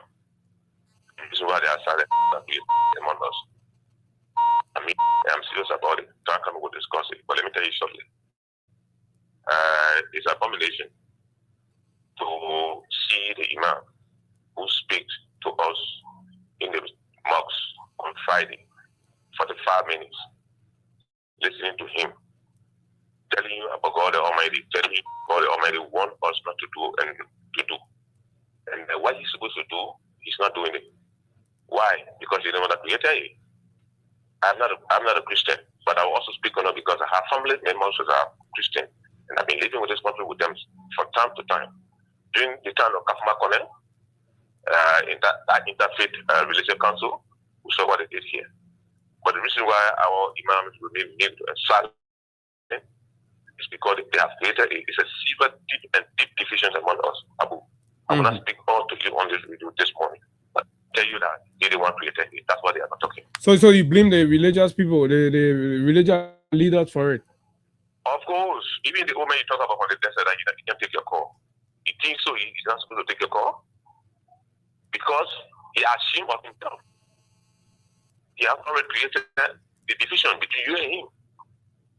Small boy like you have started to say to him. Religiously, he claims to be that he is most religious than you. They call him bishop, or call him whatever. You're not bishop. I believe that bishop position is one of the highest positions in Christianity. The imam is highest positions in Islam, positions in Islam. If that can call us peace for you, then what? So we find out that Abu is risky. Maybe that's why. But you're not. This is what I created. You know? Okay. Thank you. This morning to talk about it. Oh, sorry. Thank you. Let me take the chair on this phone and then I'll go to the next. Good morning. Good morning. Good morning. Good morning. I'm Steven. I'm Steven C. Kaifa, and I'm calling in from a 12th Street resident of Lincoln. Go ahead. When it comes to reconciliation, I mean, I believe that Joseph Boyka should start the process of reconciliation in this country. And he should start with all the former presidents, not only former president. Yeah, no. He should also start with former President Ellington. Yeah. I think former President Salif will get her because they had a few days because she spoke on man. They started insulting her everywhere. And by the time they insult you. That's where I come from. So you should look at the history in the old family. You know, old people, I get my grandma, I live with my grandma. They get cheap. Normally, old people get cheap. So we have set our job right. But he should only say that he's a president. He works for everybody. So, I mean, if people are advising, he should take time. And, you know, when he comes out to the public, and this reconciliation thing, he should place a phone to George Weah. He should go to George Weah. He should ask George Weah how he can manage to start the process of reconciliation. When you shouldn't be with it, man, what do do the country? So, I mean, that's my contribution, man. Okay. Let's reconcile the country. Let's move the green, the blue. Yeah, I agree with you. We should have movement for politics, we should have movement for governance, but the guys have been focusing on that, and it is what it is. When the president and the government enables an entire ministry, the ministry that should be communicating the progress of the government and explaining the government programs and policy to the Liberian people to be able to digest and understand, when the government enables that ministry for the sole purpose of being an attack dog at every other dissenting view on governance issues in the country. Who have they not insulted? They have insulted Cummings. They have insulted Weah numerously. they've insulted Fonati, they've insulted Simeon Freeman. Yesterday, they were insulting Clarence Moniba. They've insulted every other person in this country. The Ministry of Information today has turned to a Ministry of man calls and power calls for people who disagree, to the point where a deputy minister writes on his Facebook handle that he is going for the press conference, right, to go respond to the former president. And you talking reconciliation, no regard for the office, no regard for the privilege. You are working as an agent of the state, and that man is a statesman. But you say you're going to use taxpayer money to go insult that man and lead a conversation of abuses towards him, and the government celebrates. This is undermining our democracy. This is undermining reconciliation. The Council of Churches have not had problem with that. The president sees those and he listens to them. He has not said anything, and he travels with these abusers of other stakeholders in the country. Just recently, he was on a travel with Daniel Sando. But yesterday, kudos to those seditionists who sent out the warning. And Daniel was warned yesterday for the first time. The picking when he joined more and carried the client money back. I thought you said you are going to cause Joria. So you see, seditionists, I think that what you got to be doing now, you'll be putting yourself together. That how that other lady used to be on social media, whole day should be insulting Joria and his wife. When sedition got ready, they sent a cavity today. Can be a whole morning in that one again, our whole life, because they wanted a hanging. Then that one happened yesterday, the beginning of one, the Sunday. Must that be the way? Is the president that's supposed to say, this is not what I employ you for? Good morning. Good morning. Morning. Good morning. Thank you, Big Man Abu. This is the Combo Chairman. I'm T.O.P. Willie. I represent the Concerned Librarian for Justice. So, the arrogance that led these people in a kind of direction that, to capitulate is very difficult for them. And don't mind them. Some of these things they are doing, they are doing out of greed. They're not sincere with it. I sat in a chair when I worshiped for the crown last Sunday when I saw Christopher Toole, Reverend Christopher Toole came there. Oh, we want reconciliation. We want everybody to come together. We want for the crown to send a church choir. It's about God, or it's about getting the right people to do the right thing. Tell these people who are, instigating tension and chaos to stop what they're doing. You just left the church. You are in the corner of the president of this government. You didn't tell that tunnel. You didn't tell that attack door to stop attacking. How then will we go to reconcile or the other side go when we believe in someone and the person we believe in, you are united in the same image? So that Reverend Christopher Toole, you just a joker. Your core is not sincere. You guys are female with intent, with a motive. You check out that shit. Why did I not shake we are there? Yeah, he's saying something. They say he's an ambassador. They may go into places and those doors are not opening. There are preconditions said that they should come and reconcile with former president. Oh yeah. They're getting slapped in places. Yeah, so they're not doing it out of moral conscience. They are doing it for their own greed. Now use this man when you reconcile or we get this info to go another will show here, then the two people will come and get to limback and insult. So Mr. President, where are you at? President John here. Don't listen to this food, they're not serious. They got that greed they are after. Christopher Toole is a bad man. He's bad man. He's looking for a selfish aggrandizement, not to reconcile this country. These people have no capacity to reconcile this country. They have no capacity. Thank you. Thank you very much. Thank you very much. Good morning. Good morning. Abu? Yes. How you doing, Baba? I'm okay. Let's hear you. Okay, this is Masisi. I'm calling from Cloudtown this morning. Go ahead, Masisi. They're both begging for reconciliation. Do you agree? No, I'm not agree, Baba. That's what I called for. I was sitting on the bench, they get looking. That's what I came on the feet. I'm not agree to that, I agree to more. Something is smelling somewhere, Abu. Something wrong somewhere. What now? Check yourself coming out now. to ask for permission from somebody and say, oh, let's go and meet Josh Bia. What today? In 3 years now. And Sheikh created another UP man that used to insult John we have to do. Yeah, in such a way, maybe you are calling for to go and meet. So you know, probably they're going to places now and pose it, but why are not? Yeah, these are, you know, so then they coming back, I think that they won't reconcile.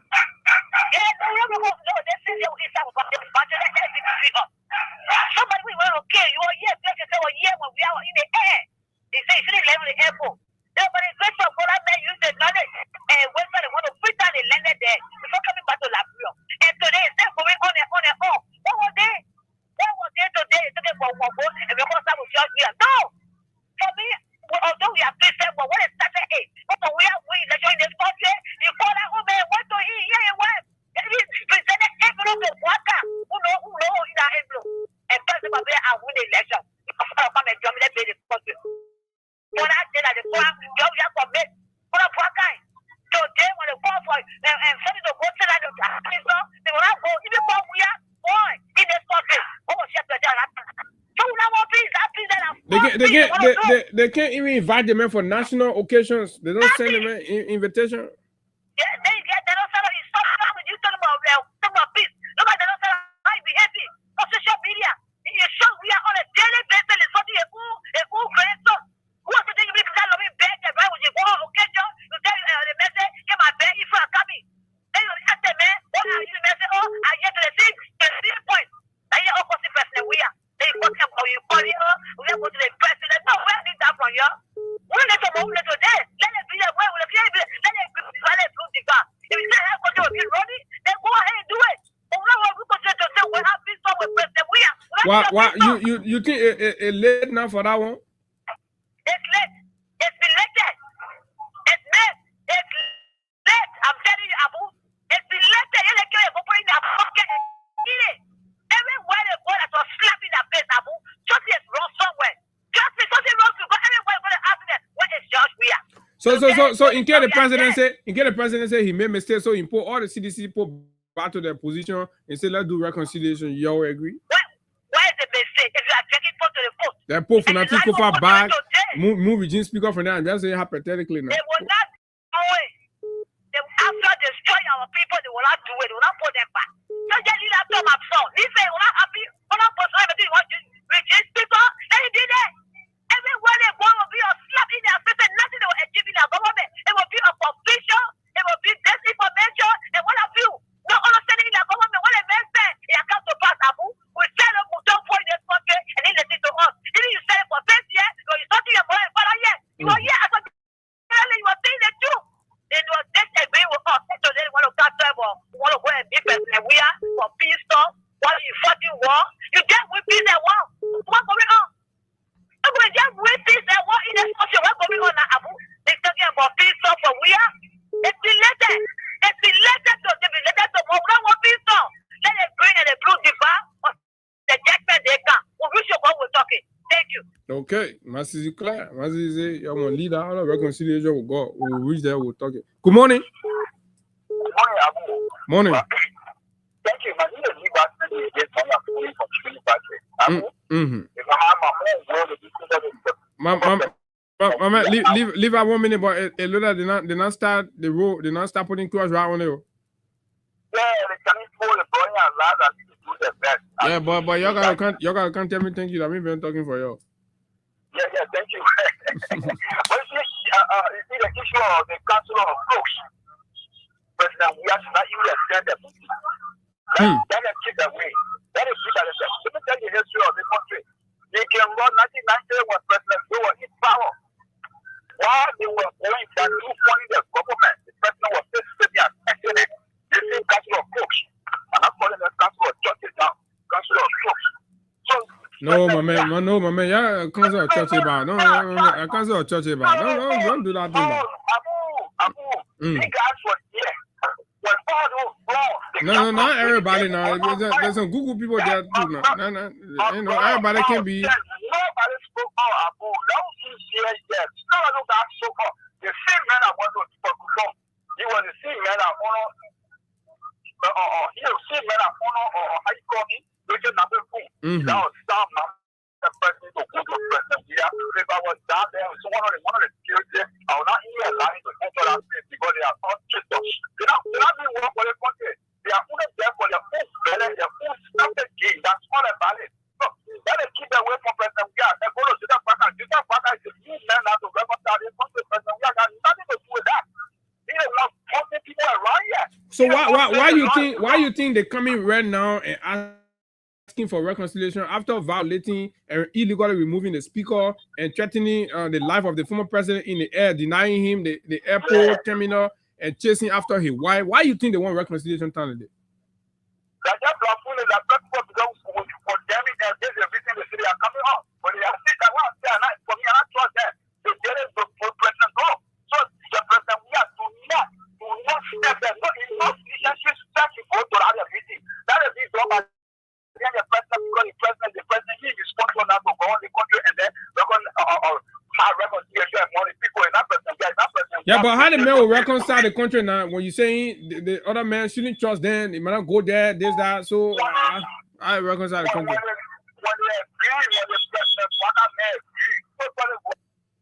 Oh, I think I'm gonna ask my man call. But let me take this other person. Good morning. Abu Shari, the big man. Morning. This is Kevin, honestly, in applying to Virginia. Go ahead. We are by DNA. And I phoned him on Louisiana for Cowan. Brother, I listened to the comedian, that comical comedian meeting, they called press conference yesterday, and they're reading the president's statement by meeting with diplomatic people with a message. Laugh. That message, so the only message I have is to tell the audience they tell President Praga to hospital. And why you are saying I only see a graph of anything about President Praga hospital in a diplomatic meeting? Understand? This is the message. And I hope you understand that you are a comedian at our press conference. You are a comedian, which are doing better than you explain. Okay. So the men say they want reconciliation of former president. We are a council of church people. They go in there. They sing council of church people who were endorsing a regime speaker and giving him a wall and decorating him with honor and all of that. They say no, they want reconciliation. So what do you think about that? Abu Shari. Yes, sir. The brave man. Let me tell you something today. When the election was coming in my church, there was 30 hours telling about baptized there. They call it Lateran. The pastor stood on the pulpit telling the audience why he's preaching a message, telling that our President Obama with the U.S. cabinet to pay and mission all over the 15 counties. Nothing to me, to say when you in chair with pastor preaching, you ask the pastor who they stop. Did you pray about this message? Is that the Holy Spirit giving the message to you? So now all that kind of thing the pastor now was saying in the chat, is that what the message again? The message when President Waga win. Because that President Waga, the US has interest in Labrador. Not just we are. So what President Waga win? The United Nations cabinet to build mission all over the 15 countries in Labrador. I don't think this mission, your pastor really hold your own grill. But thank you very okay. Good morning. Good morning, my dear brother Abu. Good morning, my man. You gotta move away from your monitor. Like you don't want to hurt in my ear. Morning. Sorry. Yeah, good morning. Don't do that, bro. Not for my bongane, but yeah, sorry. It's a mistake. Go ahead. Thank you for giving me the opportunity this morning, and thanks to the management and staff of Freedom FM for always doing pro bono job for the Liberian people, which they are not being paid for. So, I'll tell the management, thank you, especially our father, Omer Sensaya, today who makes President Weah government to be a government of the people, a good government, because after they were destroyed by the Yocha Numa Buakai opposition at that time. Yeah. This time you got to start getting used to Councillor Funati Kufana, now the new man in charge now. Yeah, the thing here is we'll always sit on the old mat to buy the new one. So yeah, exactly. Thank you. Yeah, but go ahead. Make a point. My man, you in the county or you out? Do you have any information on the mysterious death they said happened at the police station yesterday? No. Okay, but then go ahead. Talk about the reconciliation thing. So Unity Party and the president sending the Council of Churches to ask former President Weah for reconciliation. Is it timely? After all they did to the former president and the CDC, they scored their headquarters, removed their speaker, chased after their officials, put them in jail on frivolous charges, and then they're running after the former finance minister and all that. Do you think they really mean reconciliation, or they just want President Weah glory? Let me just talk about the churches of the Council of Churches in the first place. You know that when the Council of Churches were formed there, they had decent pastors. They had pastors that were really working in the sight of God. Which, if you remember, Marco Parker Francis and other bishops at that time. So they were really working. But this group of Council of Churches, especially the head are leading today, they are all country. They are a group of better driven Council of Churches. Now, I won't have you. They deserve that. I say I'm in a church, even I don't want to talk because I talk there. That made a point quickly because all the phone ringing. The other people won't talk. So I want to just what you're saying is we're not listening. Telling former President George we are not to listen to those people what Joseph Boakai sent to you, because if Joseph Boakai himself mean well, if the Council of Churches mean well at that time, they were to call meeting long time. They said the president got to go send it. They were to call to see if they were funded to erect checkpoint on wrongdoing in this country. But it sat there. Today now, Joseph Boakai will use them to go to former President Weah. No, as Masisi said, it's related an eye for an eye. When I agree to George Weah, if you want for us to vote for you 2029, don't listen to the people. Don't even go to them. Don't meet them. Let's stay away. Because they don't mean well for us. If they wanted to do something in this country good, President Joseph Numa Boakai will come to start from the beginning. The Council of Churches was supposed to start from the beginning, but today they never did it. Now they come here. It's too late. After they all the injury to the man and the citizen, they coming to make mockery out of them. Thank you, my dear brother. Thank you very much. Okay, that's what Robert has to offer. Good morning. Good morning, Mr. Sherry. How you doing? Fine. Let's hear you. Yeah, this is Sekou Estana Johnny from Lower Josephville. I think what you hear about the people saying, they're looking for job we are life, and they will not get it. Job we are not saying that. They're looking for a what? They're looking for the man life. When the men were coming across, the men were in the air, they told the men say no space. So the men coming on the airport, they just had to say army, police. So you not only after the men life. Our imam there, I want to forget about that. The other imam, like you are saying in politics, not to say he's talking for people, but you are saying in politics to get job. And I get respect for you. And we show you that those Muslims that to honor, we should vote for Joseph Boakai. He's a good person. Today, any instead, okay, concerning about any say that, so nobody will not call Polo Imakefu. Any problem there, concerning about the religion, we're not forgiving them. Oh, shit. Sorry. We're not forgiving them. Oh, my man, how you can bring swear on the Sunday? Hello, good morning. Sorry, folks. Morning. Morning. Morning, Abu. Come here. Fine, go ahead. You're live. The man say all the imam there, what told them to go for Joseph Boakai that you go, man. Anything that they go into, you will not forgive. Yeah, go ahead. Abu. Yeah. You Assalamu alaikum warahmatullah. Wa alaikum salam. Abu, let me be fair with you. Mm-hmm. The other day, our own keke coming on Twitter, she just below Kesu on. Mm-hmm. One woman, one elderly woman, she was on a keke. She started asking questions. She said, "La which I really said that freedom, because they can't turn anything correct." So I asked her. I said, "Which I really said that good in the country that you know." She don't want to talk. So I say, the president is not supporting. Show me one format that you have done that you before becoming president here. Because they were discussing president. We have statement that you made the decision concerning helping Joe Biden to go to the hospital. And target that you are doing in this country.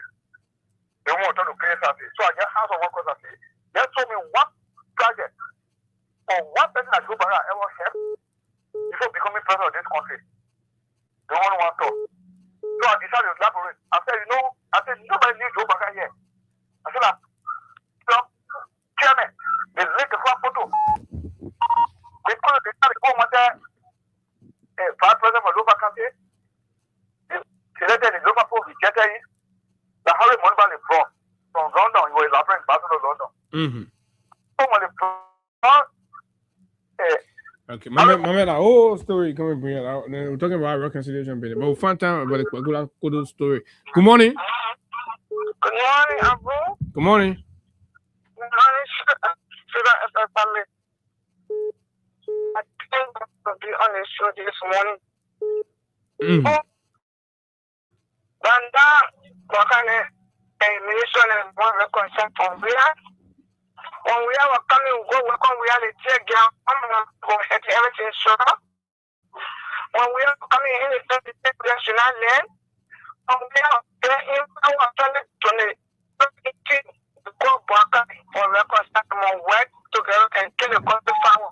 And now when we are himself, even ordinary people who identify with CDC, they've been targeted, their goods have been taken from them, their homes broken down, and all of that.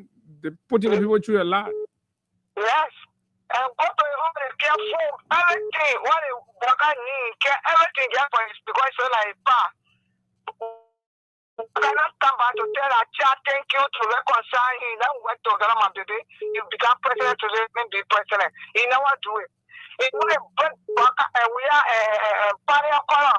It's damaged poverty there. You know reconcile when we are say the law will be the law. You want more speaker, you say law will be the law. We damaging the legislator, in damaging the Supreme Court. The country is getting in my buying money to they will preach for him, they will not preach for the Liberia. Like people today, we are going to reconcile. After money, without you reconcile the people, they want to destroy you. They want to destroy you, they bless you, so they will not come back in power. We are appealing to them. We are all people solution now they know me. My solution there, my water there, my food there. We are appealing to you. The patience pray there. Monday to costing breaking you. Don't go to that people. Okay. Good morning. Abu, how you doing? Better. Hello? I'm better. Go ahead. Thank you. This is Henry 9. I'm calling you from Fennel. Go ahead. Yeah, you see, I don't know. All those that people were depending on, everything have been closed. So now they want to, you see, it's like covering the person's face and getting them to follow you. How does that work? That is what they want to do to George Weah. And George Weah should know, my person. So you believe they've gone everywhere trying to find means to get some things to help themselves and help the government, and they're being rejected, so now they're coming back to George Weah to help them? Precisely. Abu, if I want to work with Freedom FM, I think if I prepare my CV, since I know you myself and know Israel for sending level of time, my CV will actually encourage people because your name will be mentioned there. KOK name will be mentioned there. Nothing about name will be mentioned there, etc. You understand? But you see, if the blind is leading the blind, it's very, very fearful. But I like the way Jovia, the president, actually took it. You see, UN, that particular report, then they were passing around and said, oh, we're getting from one seat coming to you and what's it? Who actually played that particular role? It is just where.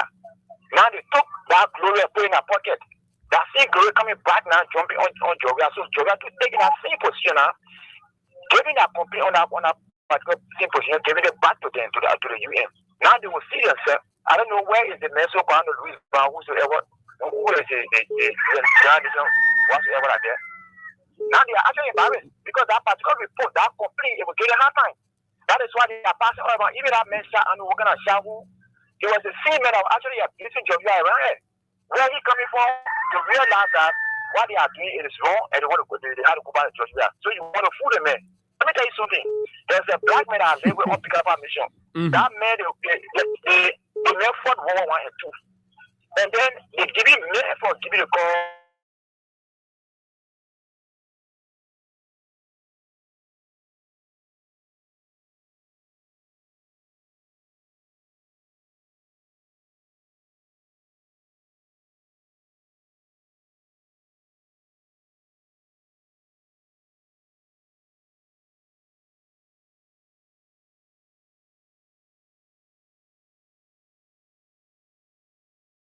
You shouldn't listen to them. But why should you listen to them? Maybe when they play on the radio, maybe you can listen to that. That's all. But nothing you do, you shouldn't even go there. Oh my God! Say when they pray on the radio, when it comes to church, pray on the radio, you listen to that one. Good morning. Good morning, Abu. My name is Aaron. I call from Banasdale. Go ahead, Aaron. Abu, the people who are pushing for reconciliation, I don't want to say it is late, but it is not timely, and there's a reason why they are calling for the reconciliation. They're so desperate for it. Abu, on December 15 of last year, this governor, Nima, who Bouaga appointed ambassador to France, had a meeting in France. And before the meeting, they asked him, they said, where is George Weah? So the guys know there are places where they have gone, and people ask them for George Weah. They don't have any relationship with George Weah whatsoever. So they don't respond to some of the questions of where is George Weah in some of their meetings. Abu, let me tell you this. How can this reconciliation undo the illegal removal of Fanatic Kofa? How can this reconciliation undo the defamation of Fina Bono? All of the things the asset recovery people did to the woman in this country lie on you. Already know our society is a gullible one. People lie on you. People can believe it and lies travel. How can this reconciliation undo the targeting of a Yeke called by their own man? So you see, the reconciliation thing is lit, and the meaning don't even mean it from the heart. You start reconciliation when you just take over the country, but you now go more than 3 years in the thing. You go places where you want judge you have recommendation. You finish breaking party haircut. Yeah. You deny the man access to the VIP terminal. Of course. This is better than me. Oh, what the country? How can the reconciliation on two of those things? Sheikh is a very knowledgeable international big brother. There are places where Sheikh gone, and then they ask them for judge. I tell you, there's this December meeting, the December 15 meeting. I will share the full information with you. That guy from Nima, they asked him. They said, "Where is George Weah?" So they gotta know there are places they have gone. They ask them for George Weah. So they need George Weah now. Why you see Sheikh adding a reconciler? You want reconcile the country? He trying. They want to use him. Bouaga is aware. Who tell you say he not know Bouaga knows it? So their intention not really clear about uniting the country. Abu is political, and at the end of the day, there are things they want to get in the international space. There's nothing serious about what they're calling for, my brother. If Bouaga was serious about reconciliation and shit, when they appointed Sheikh has stayed in that position for 2 years now. If they were serious about reconciliation in the first year, but if you just go back 6-7 months ago, you maybe listen from you stumble across a recording of Sheikh equally denigrating George Weah. Oh, then you would believe me, Abu, that there are places where they have gone and they ask them for George Weah. Bro, that one ain't like, bro. I see people. Oh my God. The man Poga Rabba now Pucci over. Poga, go ahead. How you can your man talking?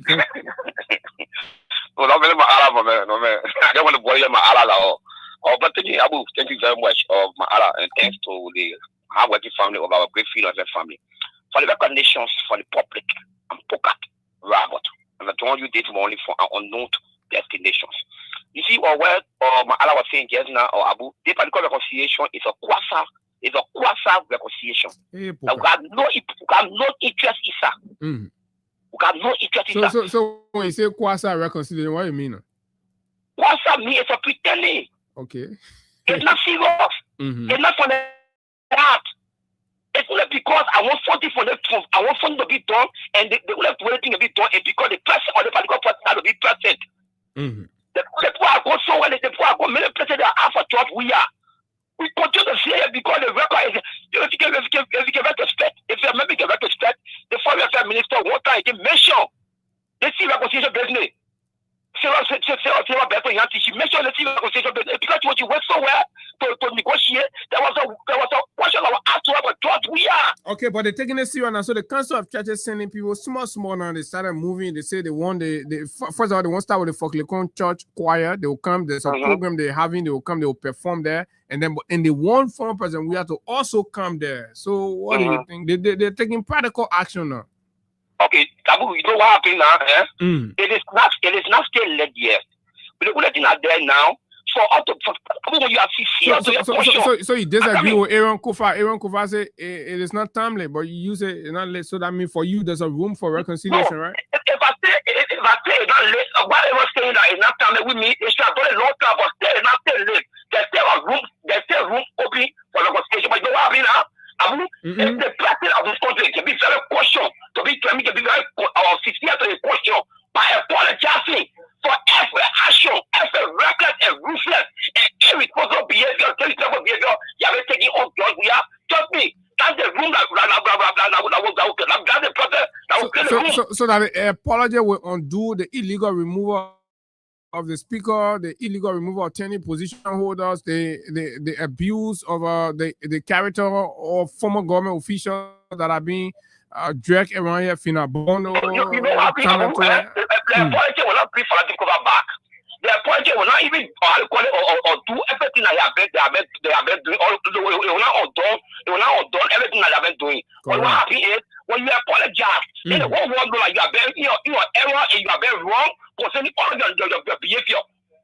That's the program be very cautious to sincere to the question and apologize to John. We are openly. Then we are set to broadcasting to turn the John. We are on reconciliation. Okay.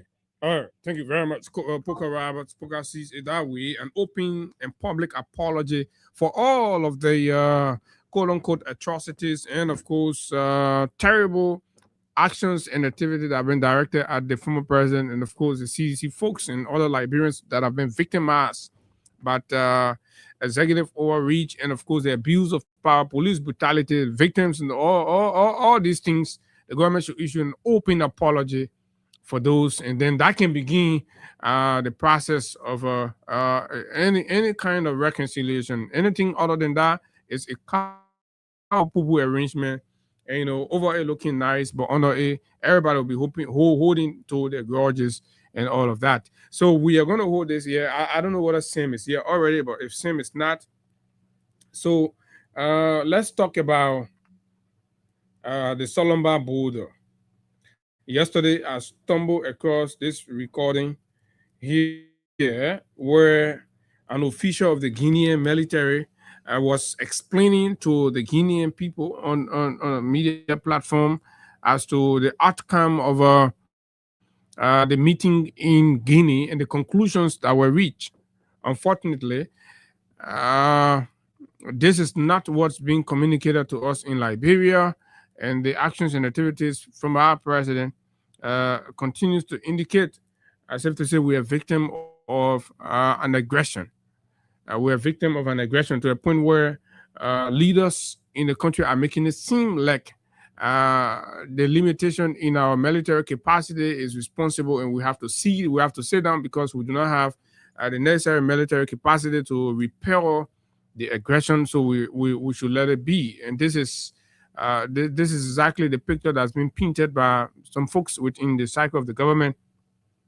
Especially now, we're seeing the announcement of a recruitment of additional men into the army, all of that. So creating a whole picture, as if to say, yes, it is an aggression, but the others are saying something else. So where does the truth lies?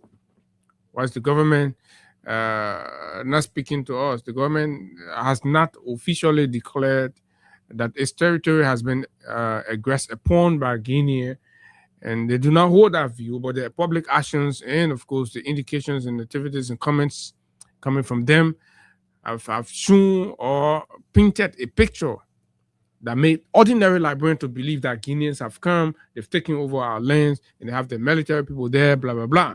But mind you now, in the case of an aggression of that nature, right, what you normally see happen, especially at the diplomatic end, and when diplomatic negotiations fail, right, our government will take an action against the Guinean ambassadors or diplomatic folks accredited to Monrovia. That will be a signal of our displeasure with activities at the border. Has that been the case? No. The Guinean ambassador still remain here, still enjoy the confidence of the Liberian government, and they still attend diplomatic functions and, of course, national events. They're there. Everything is normal. So what is the government actually telling us? Are you treating this country as if to say everybody here are so dumb and they can't understand, they can't reason, they can't do anything? This is unfair. All we need from the government is to be committed to the truth and always telling the people the truth. These people voted for you, they stood in the line, they danced in poo-poo water, they sacrificed, not because you're feeding them, not because you school them or you send them to school or give them whatever, because they trusted you. The one thing you don't want to lose with the people is the trust. But then the trust is built upon sincerity, honesty, and truth-telling. But when that is missing in public service, then it is a problem. This is where we are going to, because that is the fundamental, that's the fulcrum that holds the credibility that the leadership of the country needs, right, to keep enjoying the level of support it has to enjoy from the citizens going forward. But we're not seeing that. We're not, right? Liberians, for almost 2 months now, our lands, and a Liberian man goes and invests in Solomba, a rice milling establishment, and he's there. His business has shut down. He doesn't even know what is going on, what is actually happening. No definitive conversation about that. ECOWAS have made no direct signal to the Guinean government about any report of aggression on the Liberian territory. Nothing of that sort. Everything is just being kept secret. And we believe that is unfair. That is unfair to the Liberian people and the president and his co of officers who have to come clean and tell us what is actually going on. Because with my limited understanding of how diplomacy works, if this is a case of aggression or territorial encroachment, the matter will be diplomatically handled. It will be brought up, and there will be diplomatic actions that will signal that indeed Liberia is displeased. But we still have the Guinean embassy, and then I'm told that in fact, in the midst of this, the very Guinean government there has just purchased, a villa here to host its embassy. All of these things are going on very smoothly among the two countries at the diplomatic level. But then we go to the border, our people, over 30 villages are living in uncertainty. They don't know who they are. They don't know where they belong. They see men with arms, right, wearing uniforms with Guinean badge attached, unlike what it used to be, and they are concerned. They don't know who to call themselves right now. Now, government think it's okay, and we should all leave it like that and not say anything about it. So listen to this. Reconciliation begins with truth-telling. Government is losing its credibility. Why is the army now reducing its presence at the borders? Okay. Yo, what's up, guys? This is a fresh update, my people. Okay, so according to the spokesperson of the Guinea Army, he said that both Liberia president and Sierra Leone president agreed that the area, the land, and the river belongs to Guinea. Okay, so here is the thing, right? According to information, according to history, in 1882 to 1912, there was a land demarcation issue that was going on, and then it got completed in 1912. So upon the conclusion, they concluded that the area belongs to Guinea, the water and the land belongs to Guinea. So that agreement was already made, right? That how when Liberia president and Sierra Leone president went there, they just agreed to that agreement, like the video playing up there. So, and here's the thing, they made like he the spokesperson of the Guinea army. So meaning everything. It is a video, so the young man is just interpreting, and then we'll let the guy's voice to come out with the translation and everything. In our discourse inside there, like element can up there to can read on national tele. In fact, I already translate in English, you're not so far. So that hey guys, I'm not talking enough. Just watch the video. Interviewer. Sir, you are the Director of Public Relations for the Armed Forces and also the spokesperson for the Ministry of National Defense. We will talk about this border situation. First question. Can we really talk about a crisis at Guinea's borders? Mr. Kamara, thank you for having me on national television. We must be clear. There is no crisis between Guinea and its neighbors.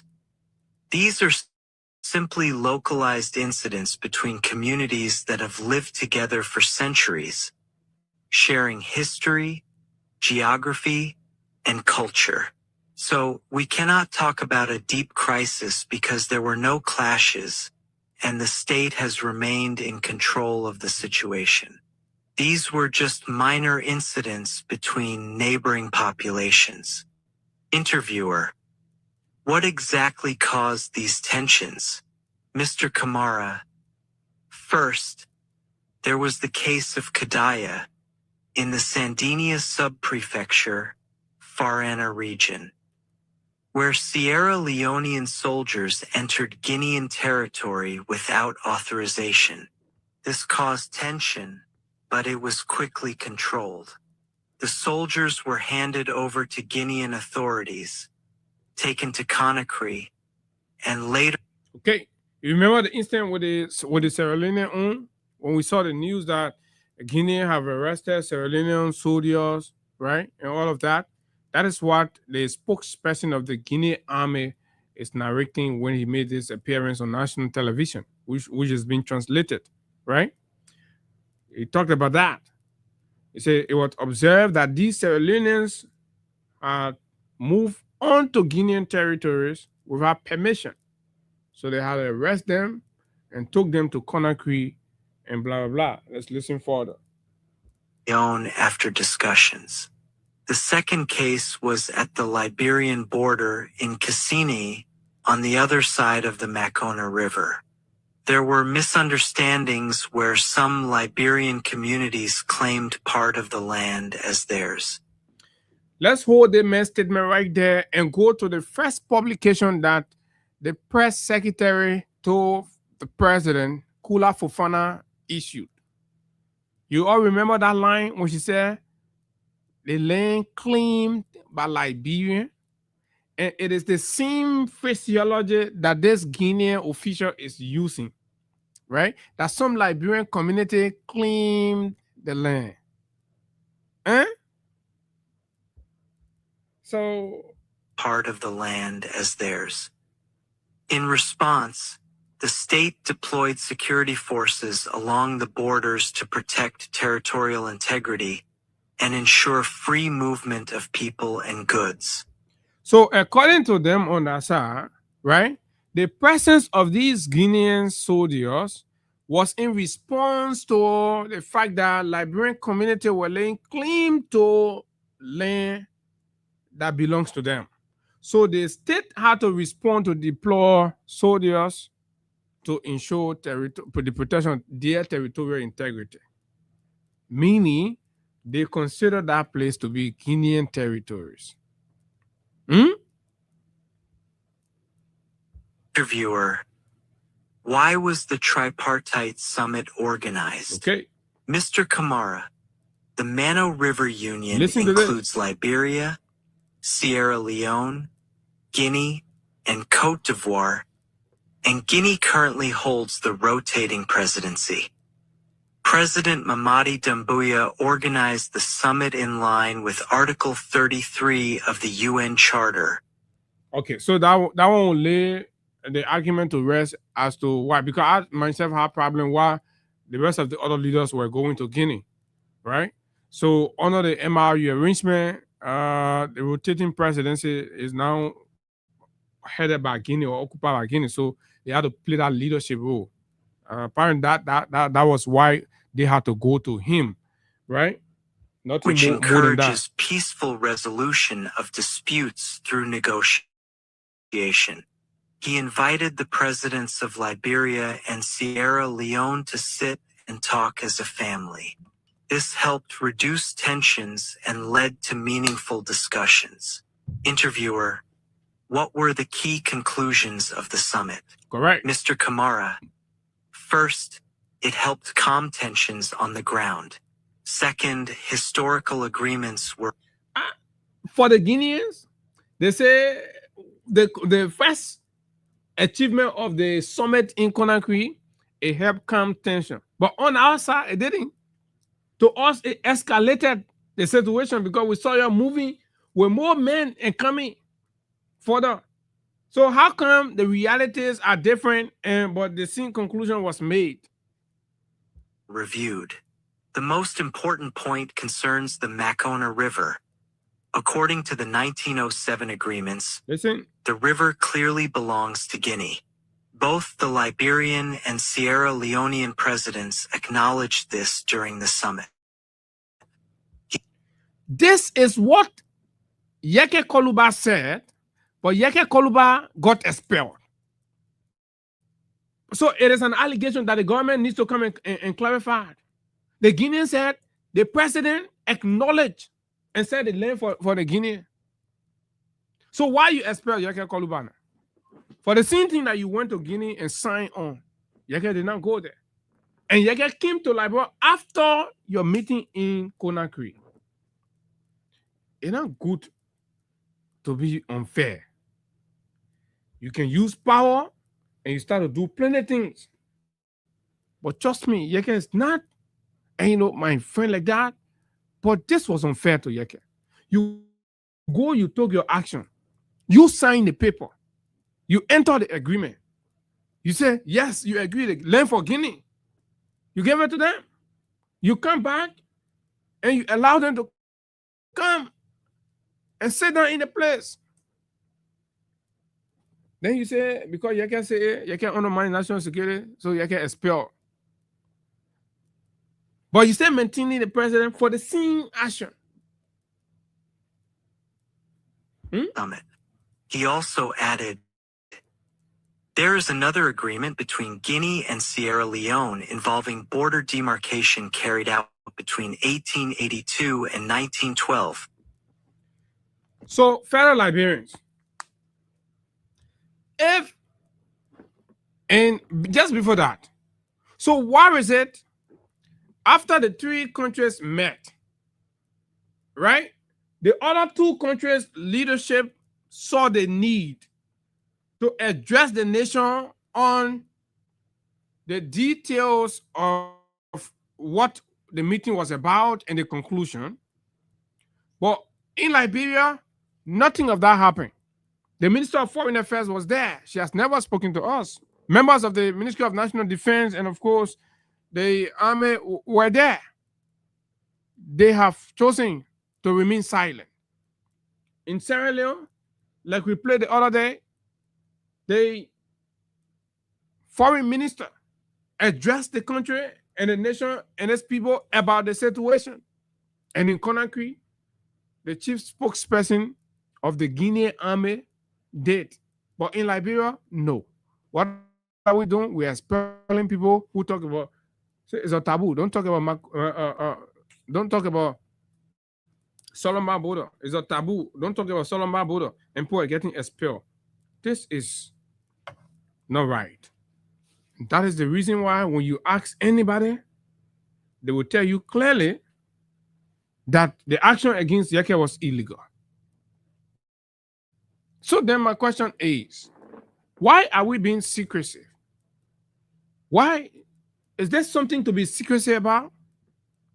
If the parcel of land that is not whatever in your conclusion was ceded to Guinea, you come and tell the Liberian people, and then the matter is laid to rest. We'll focus on what we can do going forward. You take the political latches. But it will be outrightly irresponsible if the government fails to take responsibility of action and remain consistently trust or truthful to the people and earning their trust. So the other day we gave you it from Sierra Leone, we're giving you it from Guinea. So this is the moment for everybody to join hands and call on the government of Liberia to address this matter, particularly the Guinean position, that our president acknowledged that the land belonged to Guinea. So the Ministry of Foreign Affairs and the President's office, they're under obligation. And Liberians will post this thing on our page. We'll have to share this and let the government say something about it. And beyond that, the government promised in its first or second publication or release to the nation in relation to the conflict there, that they were launching an investigation into the Makona River mining incident. No status update. Nobody's telling us what happened with it. And this is where we are. That was 776-104-104-086-500-104. And let's hear you. Good morning. Yeah, good morning, Abu. Morning. Yeah, this is Daniel Chiama calling from the FC Bell. Mm-hmm. If all I have to say, Waka need to resign. He need to put in for resignation. You went to Ghana, you went to Guinea along with the Sierra Leone president. Your son, you agree that identical land belong to Guinea. Then you came, you had that agenda from the Liberian people for us. You see, you can where in Ghana. They can got that information, but you are not fast to talk to say Baka fan. You will keep telling us, you say your ass Baka. He get heavy agenda, he know what to talk in that meeting. Then you tell you. I mean, keep repeating it over and over. Then you pay money for Yeke expulsion. It is. Thank you. Thank you very much. Research has it that Liberia has 16 major rivers, right? And out of the 16, 6 of these rivers are considered mean or major, right? And what are those 6 major rivers? Kavala River, St. Paul River, St. John River, Mano River, Lofa River, Sestos River, right? And then you have the Sano River, the Farmington, Mensorado, Du, Timbo, right? Sekwen, Grances, Rivers. Do you hear Makona River in your civic class, your geography class, on Liberian geography? So, what did he expel Yeke Koluba for? Good morning. Morning. Mm-hmm. Yeah, good morning, Abu. Morning, go ahead. Okay, this is Robert. I'm going to keep on. Abu, it is us to Liberia that create a problem for now, not for us. Why am I saying this? For now, Waka should be on his retirement movement. Like the picture from Ghana say or Nigeria say for to AB that it is that people do not put it in the same term to tell the person you know where you go and there's no God. But I want to believe that it is true that he said. Because they have now done that us in this country is control of us. Why are we so silent and being stupid as Nigeria? When one person a group of force behind us could not confuse us as Nigeria.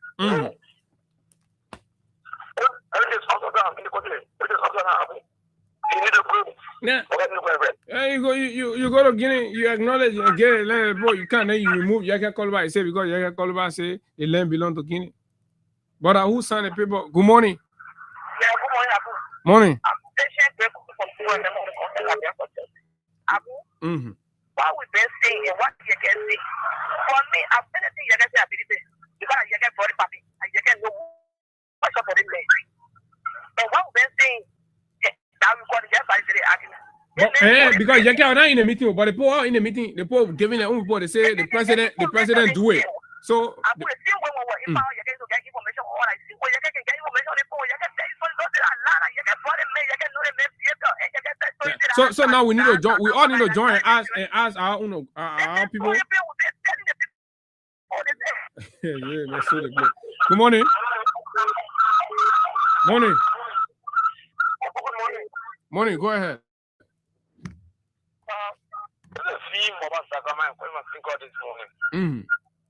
I will thank you very much for the topic.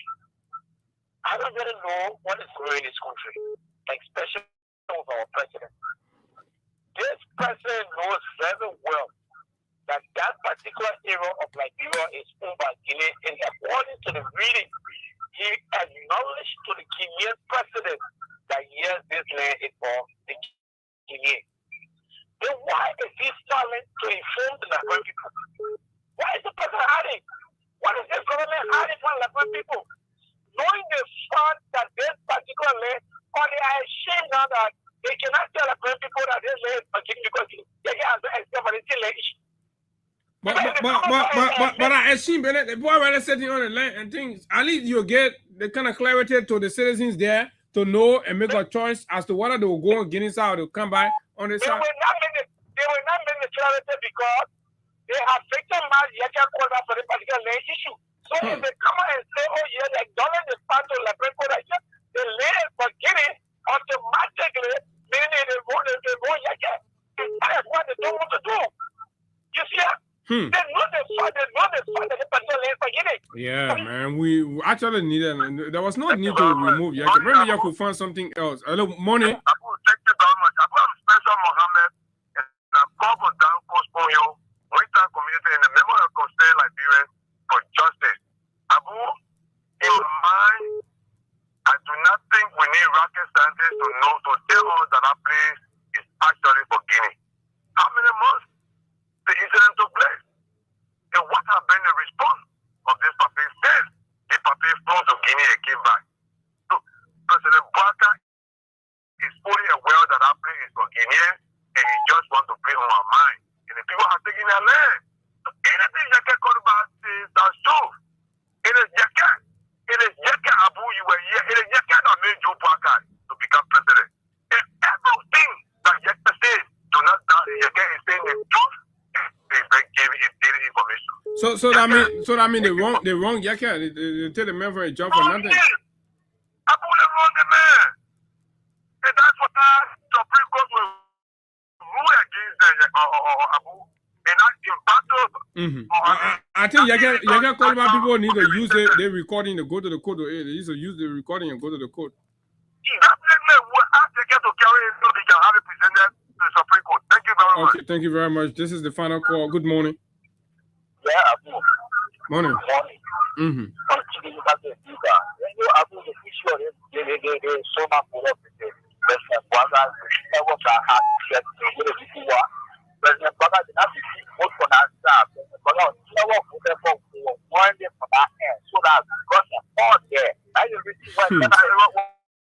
I know we all don't want to vote again. But I for you done that. The men who contribute. Oh, but you know that this is more than this. I hope I can see the passport. That's the thing. I'm telling you, so it's yours. I'm a full of even high school. They get some passport there in 40 to the elders. Someone ever start with. If you want for the clear, and you want to want the elders, because you have some power. So watch here, say you get one by name. So you know, we in trouble, my brother. We must know say that's it. That's no there. Thank you. Okay, thank you very much. Thank you very much. And folks, this is exactly what it is. We're doing a job, and of course, making sure that we keep the relevant debates on the public agenda, and let the government, of course, do the things that she has to do and answer the necessary question. We can let this Solombati thing to like that, and I mean, I believe if the Foreign Minister Sarah Beslo Yanti can honestly sit on public radio, she will definitely divulge the facts. Who's holding them back? If you're going to say the fact, we're not going to be in the crisis that we're in right now. Former President Sirleaf was not going to be condemning you for illegally removing Yeke Koluba, and you have now taken this action or step to sour your relationship with former President Sirleaf with a barrage of insults and disrespect for her opinions on what happened. Nor would you have gone this back and forth with Amara Kone, the man who coordinated your war room, and all the other people. Listen to Councillor Teron Gongulo. Every reasonable mind on this matter, not infested with partisanship, have clearly seen that the action to remove Yeke, aside from the due process thing, the baseline for which you're removing Yeke is 40. But again, this is where we are. My name is Abu, and of course, this is how we like to bring the curtains down on this Wednesday morning midweek edition of the Freedom Money Rise on Freedom 87.9. It's 2 minutes after 10 o'clock, and time is up. We gotta go. Until we see you tomorrow, do have yourself a very beautiful time. Congratulations and happy birthday to the Big Dior, the economic maestro, the man, Samuel D. Toure Jr., as he celebrates his birthday today. And of course, we wish you all of the best, and we pray with you that the good Lord will see you through these politicized, politically motivated prosecution that you're going through. Yes, you sacrifice for this country. You serve your people. During turbulent moments, you stood in the gap. You maintain the flow of salaries. Even during COVID, civil servants were home and taking pay. Electricity was supplied free of charge. It never disrupted on anything. The drawdown of funding for the health the health funding in this country, you still maintain a system that absorb health workers that who have been laid off. Oh yes, he play a part. Congratulations, and of course, all of the best, Samuel D. Toure. Until we see you tomorrow, bye-bye.